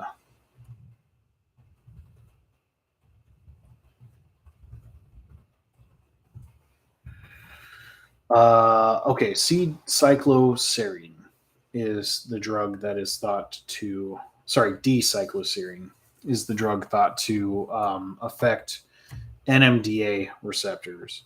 So these two receptors sort of work together to form this function of synaptic plasticity. It's the NMDA and the, why am I blanking on this? AMPA receptors, AMPA and NMDA receptors. They work together as coincidence detectors for information coming in. So I think typically, let me just look this up so I don't get it wrong.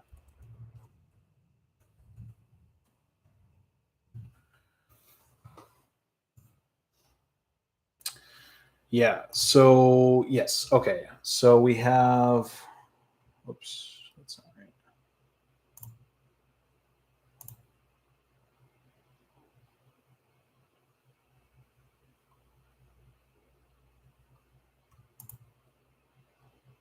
Right. Yeah. So your NMDA receptor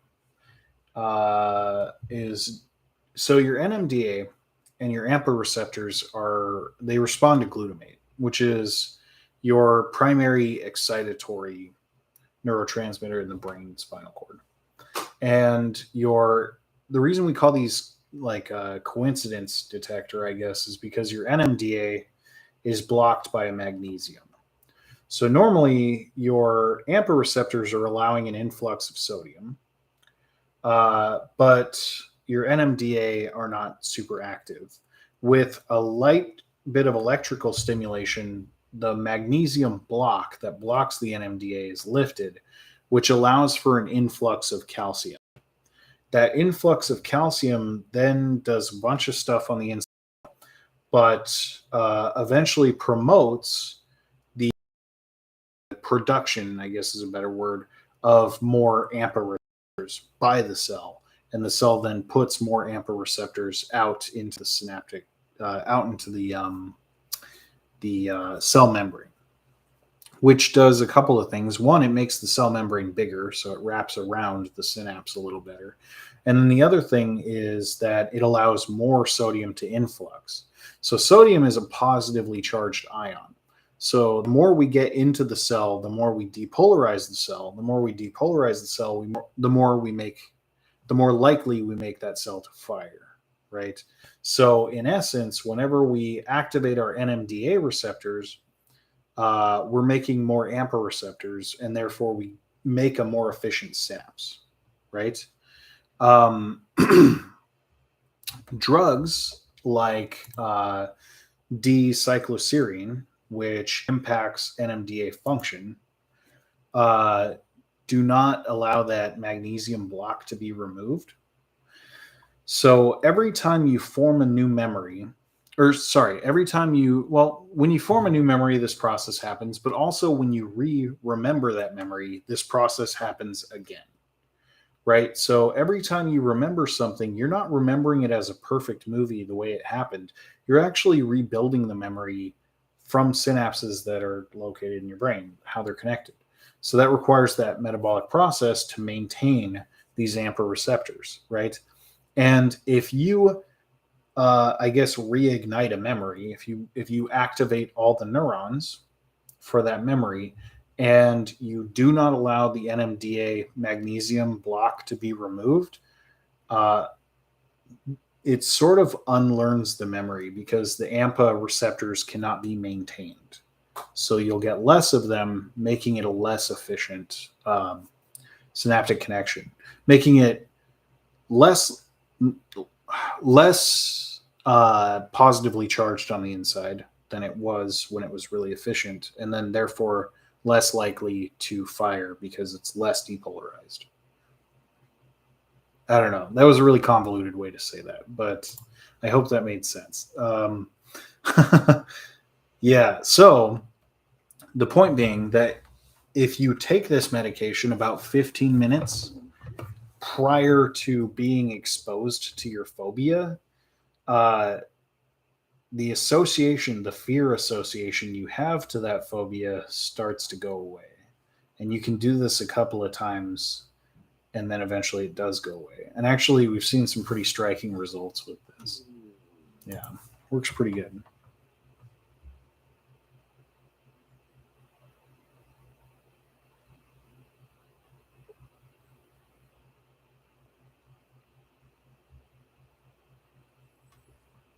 What study? Real time dialogue between experimenters and dreamers during REM sleep. Ooh, fancy. That must have required a lot of training. I imagine that was a ton of training. Speaking of eating disorders, I was just reading up on Pica. I want to know more about this. I'm not ready to talk about it yet, though, but I do want to talk about it at some point.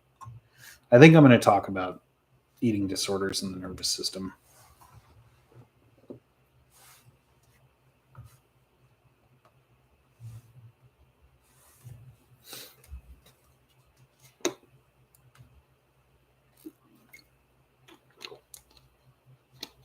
Eat scabs? Ew.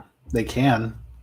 Uh, Pica is, I don't know. Sometimes people eat a lot of different things. They might eat their own hair. They could eat rocks. They eat things that generally are not typically thought of as food, and also usually don't contain a lot of nutritional value.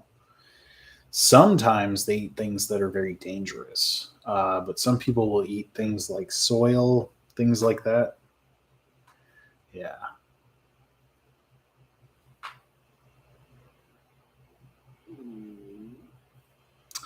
Yeah, let's see. Typical substances ingested tend to vary with age and availability. They may include paper, soap, cloth, hair, string, wool, soil, chalk, talcum powder, paint, gum, metal, pebbles, charcoal, ash, clay, starch, or ice. Probably a bunch of other things too.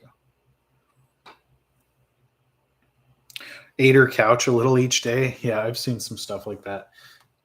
There was a guy a long time ago that was known for eating glass. He ate like large amounts of glass. He'd just eat it, break it up in his mouth, like take like a drinking glass, and he'd start biting off pieces, and he'd just chew it for a really long time. Just sit there and work it until it was ready to be swallowed. He'd just eat glass.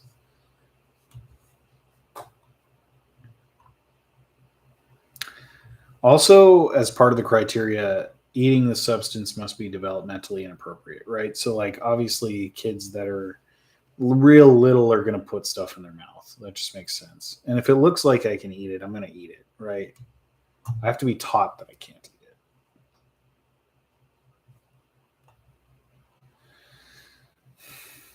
Let's see, often occurs with other mental health disorders with impaired functioning and intellectual disability, such as autism or schizophrenia. Oh, here's another one. People who are iron deficient, right, and have anemia, they often have pica. And it looks like that often follows pregnancy, which makes sense. So, yeah, typically they're eating things trying to resolve this iron deficiency. Uh, I know a lot of people who have anemia will eat their hair.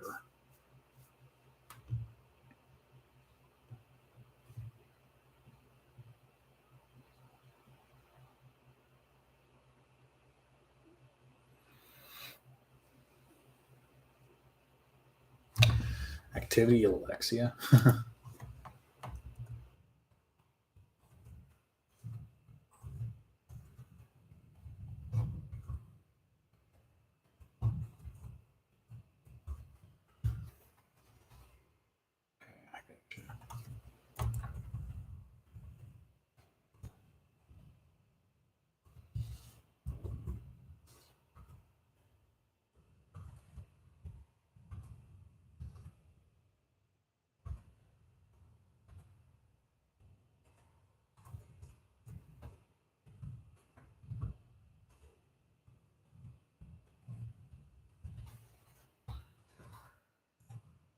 Oh yeah.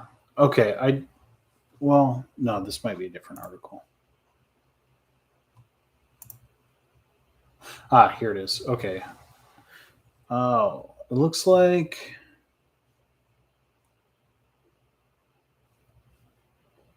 Okay, let's try this. I'm having trouble finding it for some reason. Let me do this.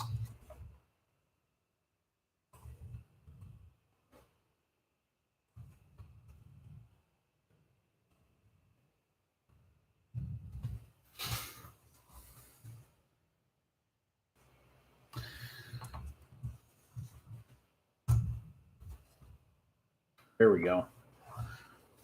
Why was that so hard to find? 1991. Geez, this is an old article.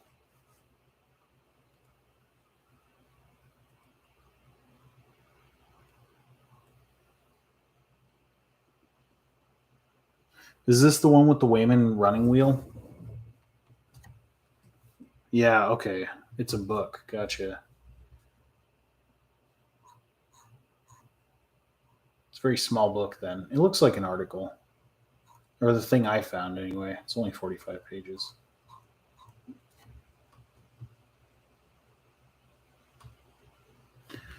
Ah, I gotcha. Volume 18 of Neuromethods. Okay. Yeah, so this must be implemented as like a chapter or a part of it. Yeah, I have a lot of books like that. I typically don't read ones that are this old. I feel like this information might be, I don't know, whatever. Also, there's another thing too that has to be said for older psych stuff.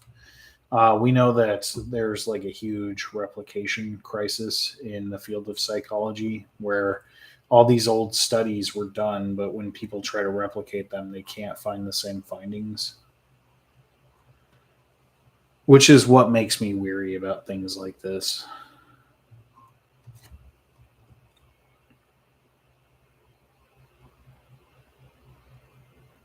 Thanks for the likes.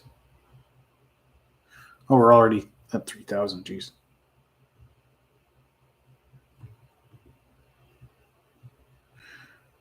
Taught us last. Okay.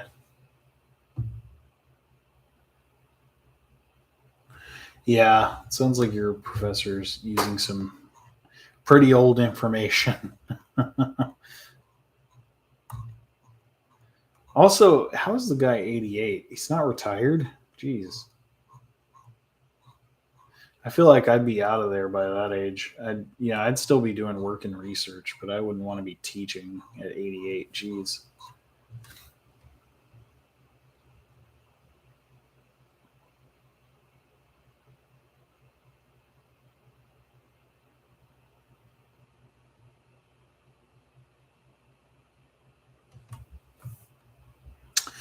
Had an old primates lab. That's cool. Yeah, we used to have primates at my work too. Before I worked there, that stuff's all creepy. The old surgical operating rooms in the hospital, up in the very top floors.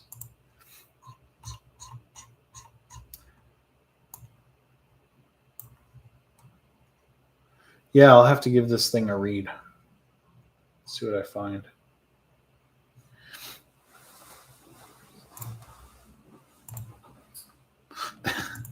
That must be why I was having trouble finding it.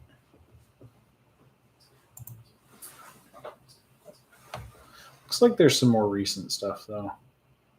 The NCBI has. Let's see. We have been going strong for about 2 hours now. I think I need to take a little break. Go use the restroom.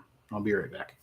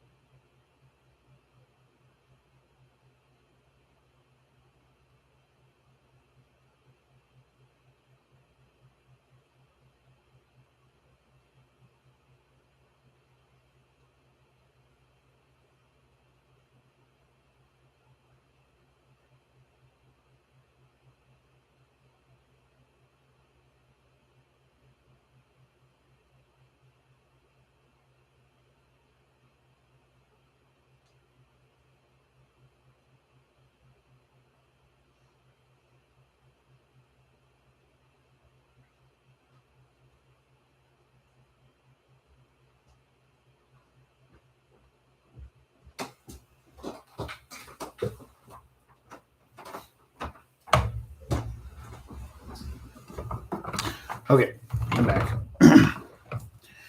Thanks for the roses. Let's see. What's the next thing?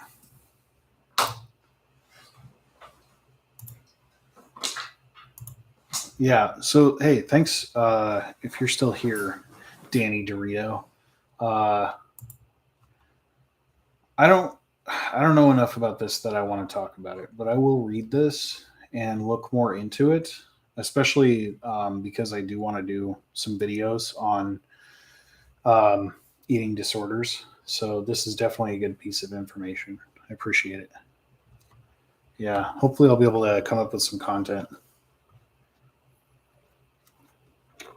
throw it up on YouTube or here on TikTok.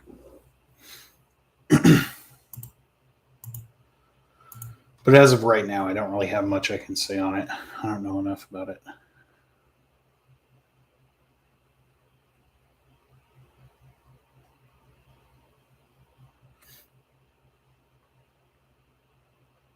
Yeah, it's cool.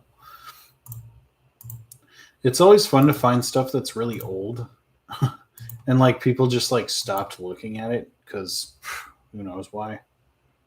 It just isn't fashionable. Uh, know anything about PTSD? Oh, parosmia. Sorry, I'll try to answer these in how the order they came in. Um, so let's see. What I don't know, Xandra. I'm guessing. Sorry if that's not your name. What would you like to know about parosmia? You just want me to talk about it?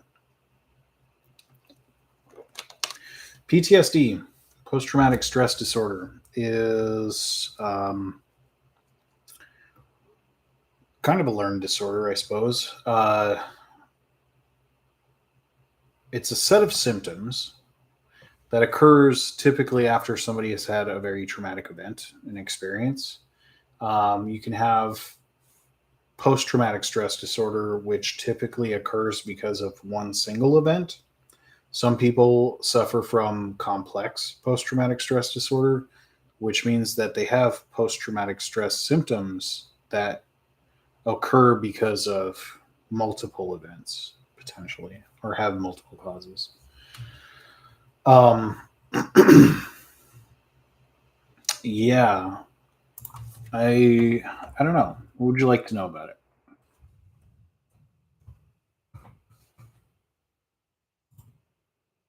Let's see. People who have post traumatic stress disorder, common causes could be uh, they were violated in some way. I'll just leave that up to your interpretation. They might be a war veteran. They might have experienced some severe injury or an accident. Sometimes car accidents, natural disasters can give people PTSD. Um, what else? Terrorist attacks.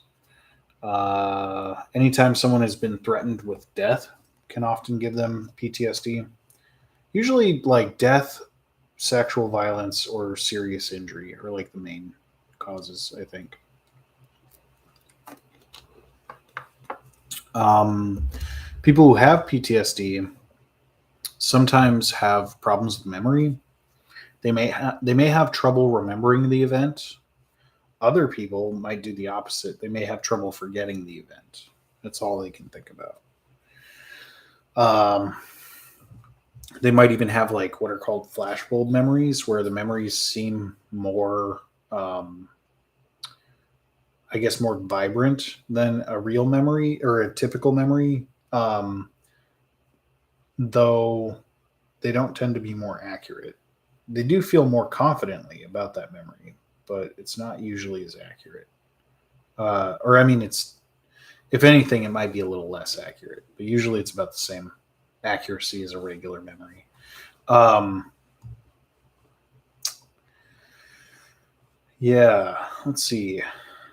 So lots of intrusive thoughts, um, avoidance, with reminders, things that trigger them, right? They may have alterations in cognition and mood, which can shift depending on what state they're in. Um, it also can impact somebody's state of arousal. So they might, uh, you know, be more active than a typical individual, or they might be more active after the event than they were previously. They might be like kind of always on edge. Sometimes the opposite can happen. They might be really underactive compared to how they were before the event. This likely will probably relate to any sort of brain trauma. Although it's all brain trauma, arguably.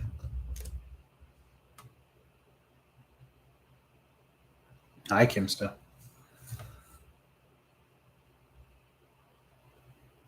Oh, you have parosmia. Okay. So parosmia is the name for your lack of a sense of smell. How did you? I'm curious. If you want to share, you don't have to. But how did you get your parosmia? Is it from COVID or is it from something else? You're diagnosed with CPTSD. Okay. EMDR. Any opinion on it? I don't really know much about it. I have heard of it a lot, actually. Um, let's see. So yeah, so eye movement desensitization and reprocessing is what EMDR stands for. But it doesn't necessarily have to do with eye movements. It can be other sort of movements. Actually, it kind of reminds me a little bit of stimming in autism. It really does remind me a lot of that the more I read about it.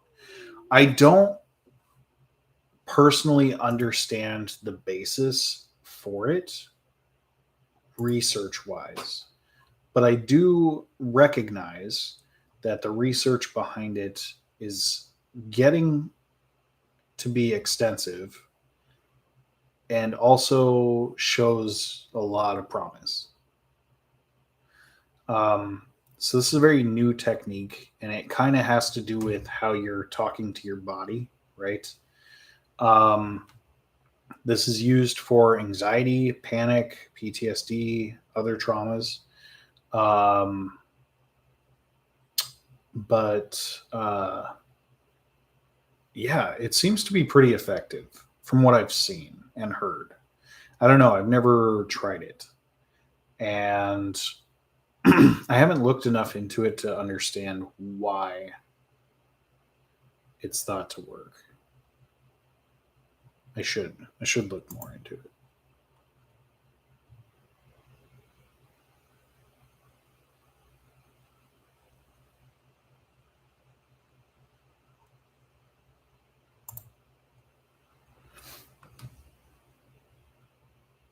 Yes, from COVID.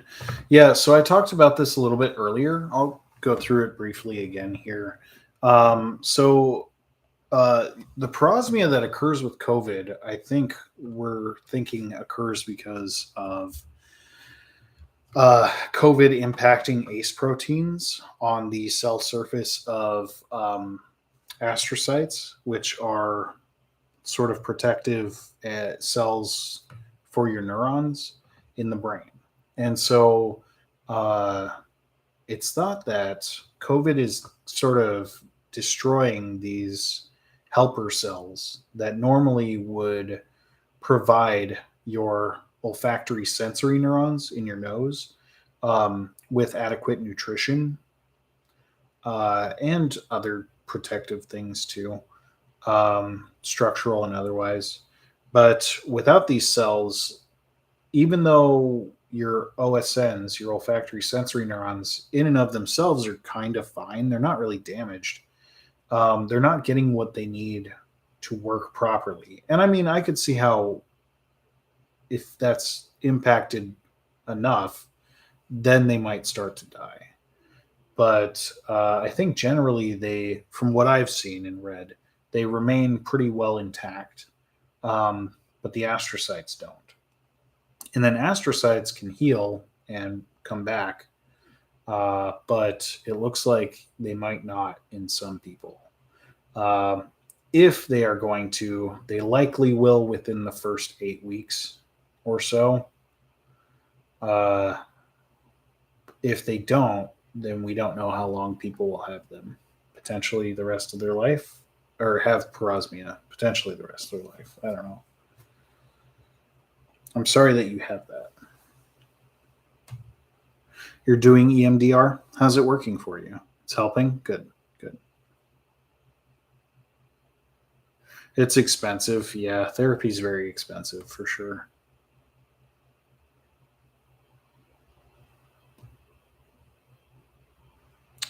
What can you do? Uh I don't know. I'm sorry. You might be able to try to just provide your brain with adequate nutrition. Um, we did look this up at some point, I think.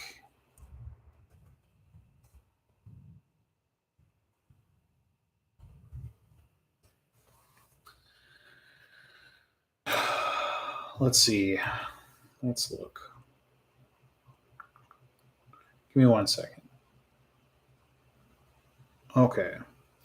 So, okay. So, smell training is a thing. I didn't realize this would be a thing with parosmia with COVID. Um, but it looks like it can work in some people. So, smell training involves sniffing the same group of scents for 20 seconds at a time, typically done at least twice per day for 3 months or longer. It's recommended that the scents selected for smell training have different qualities. These include fruity, flowery, spicy, or resinous. Some common scents used for smell training are lemon, rose, clove for spicy, and eucalyptus for resinous. Uh, yeah, you might pick other scents that you enjoy or ones that will bring back memories. Uh, you could use things that are just sort of potent on their own, like coffee. Um, let's see, another. So, a study in 2015 showed that it might help to switch up the smells every so often.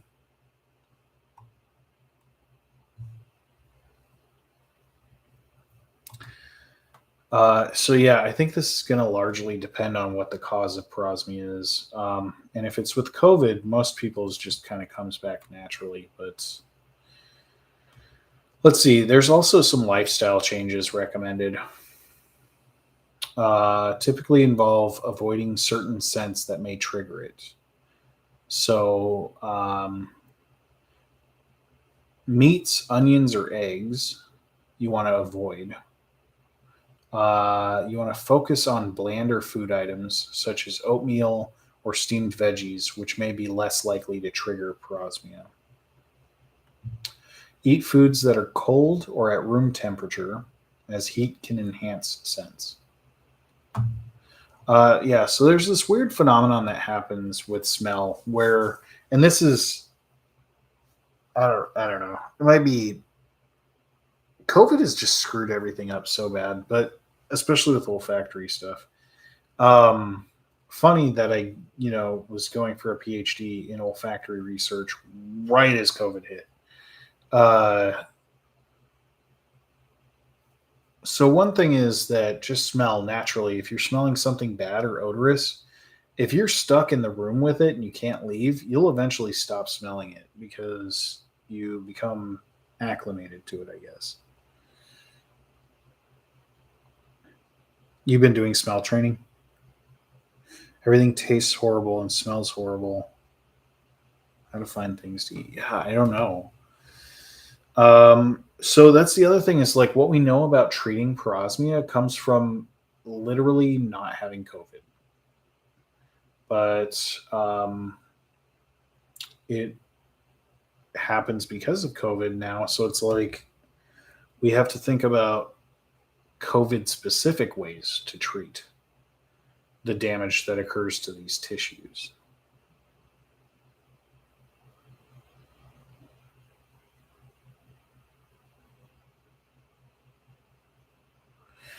Yeah, so it looks like the best thing to do is to try to train yourself to smell again. And then the other thing is to try to um, it if you come into contact with an odor that makes it even worse, say you smell this odor briefly and then your sense of smell goes away completely for a while, it may come back. But whatever it is that you smelled that makes your sense of smell go away completely, probably avoid that thing. And it looks like meat and eggs. I forget what the other one was. But yeah, onions. Looks like meats, onions, and eggs are very well known to trigger that kind of reaction. Sorry you're going through that. That's awful. Yeah. So many people are going through that right now. Everything just smells and tastes bad. I hear people saying their sense of smell isn't completely gone, but like everything smells like garbage or everything smells like it's burning. And of course, your smell and your taste are the same thing, right? Well, your taste is a different thing, but your smell and your perception of flavor are the same thing, you know? So anytime your sense of smell is impacted, how food tastes is also impacted. Tastes, the flavor of food, that quality is impacted.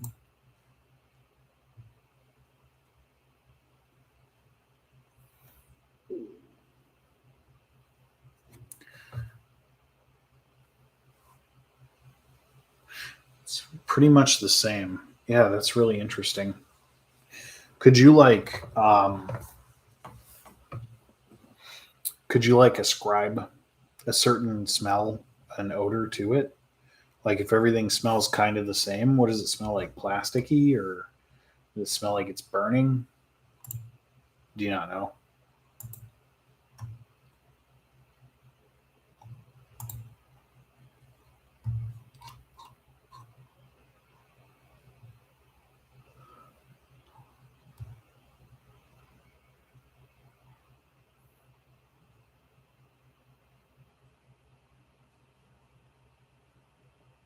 Yeah, it looks like the smell therapy thing is just thought to help too. It doesn't look like there's actually a lot of research to back that up, which sucks.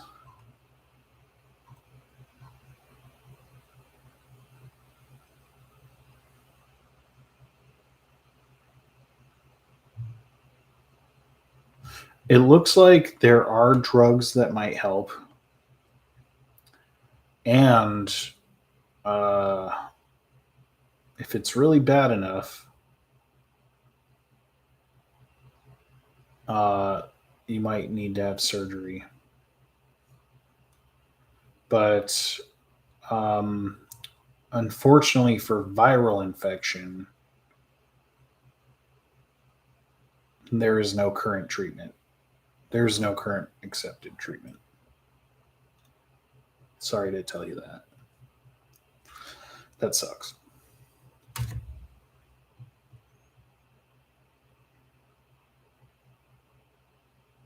Gasoline, garlic, and blood. And it's always changing. Ugh, that's awful. I'm sorry that you're going through that. That sounds terrible. Yeah, Prosme is not okay. It's pretty gnarly.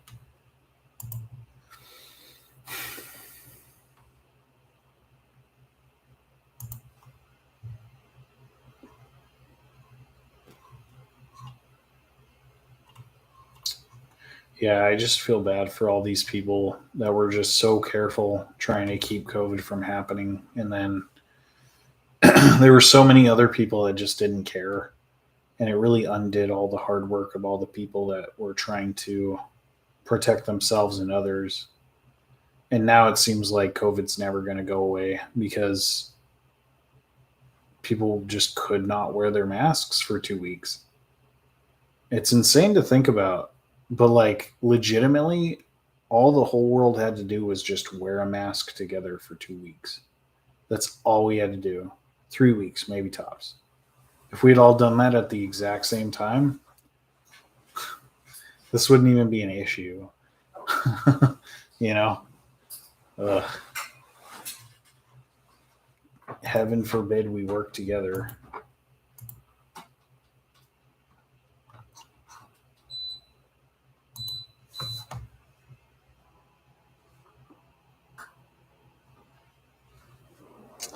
Right. Our numbers look really good.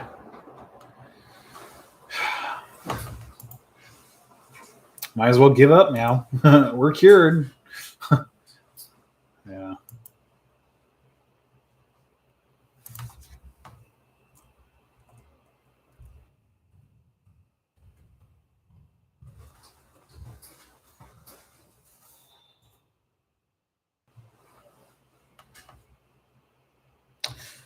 Yeah.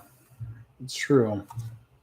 It's the way people are, you know. You just if you tell them that you need something from them, they say, "Well, what's in it for me?" It's like, "Well, what's in it for you is you're also protected, but I guess that's not money." So some people are just selfish. It's a lot of them.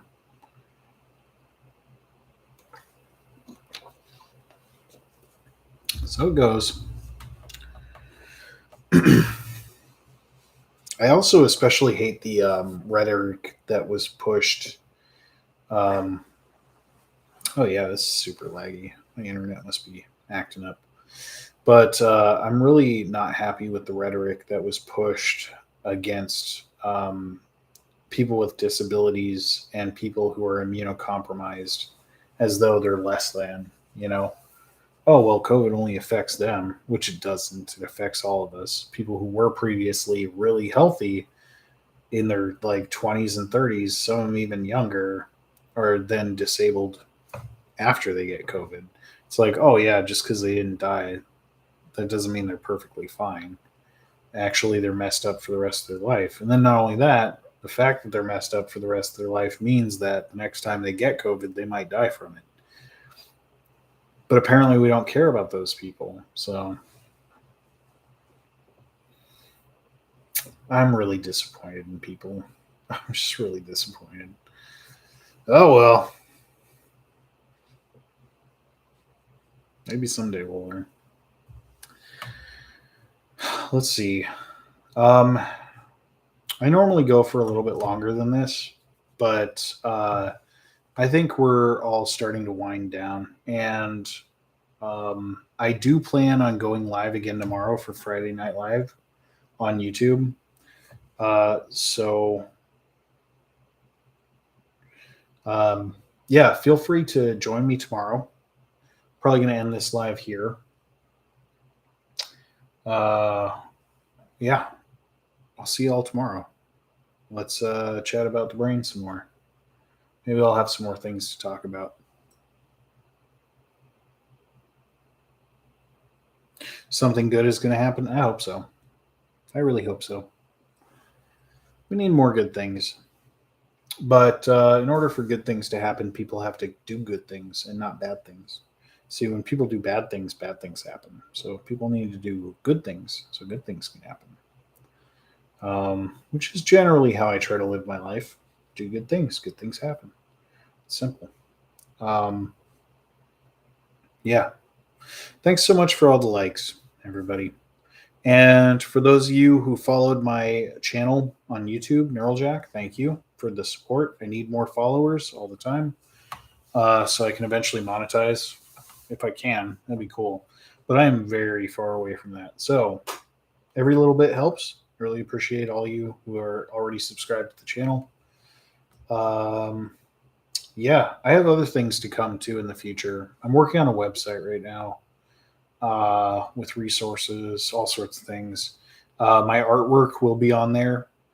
Eventually, you'll be able to purchase my artwork on mugs and shirts and stuff if you want it. I don't know, but I might be a little bit away from that. I don't know. Maybe I can try to get that going next week. See if it takes. If people want to buy some stuff. Thanks for the roses. Yeah. Thanks everybody for being here. Thanks for all the support. It's time. I will see you all tomorrow.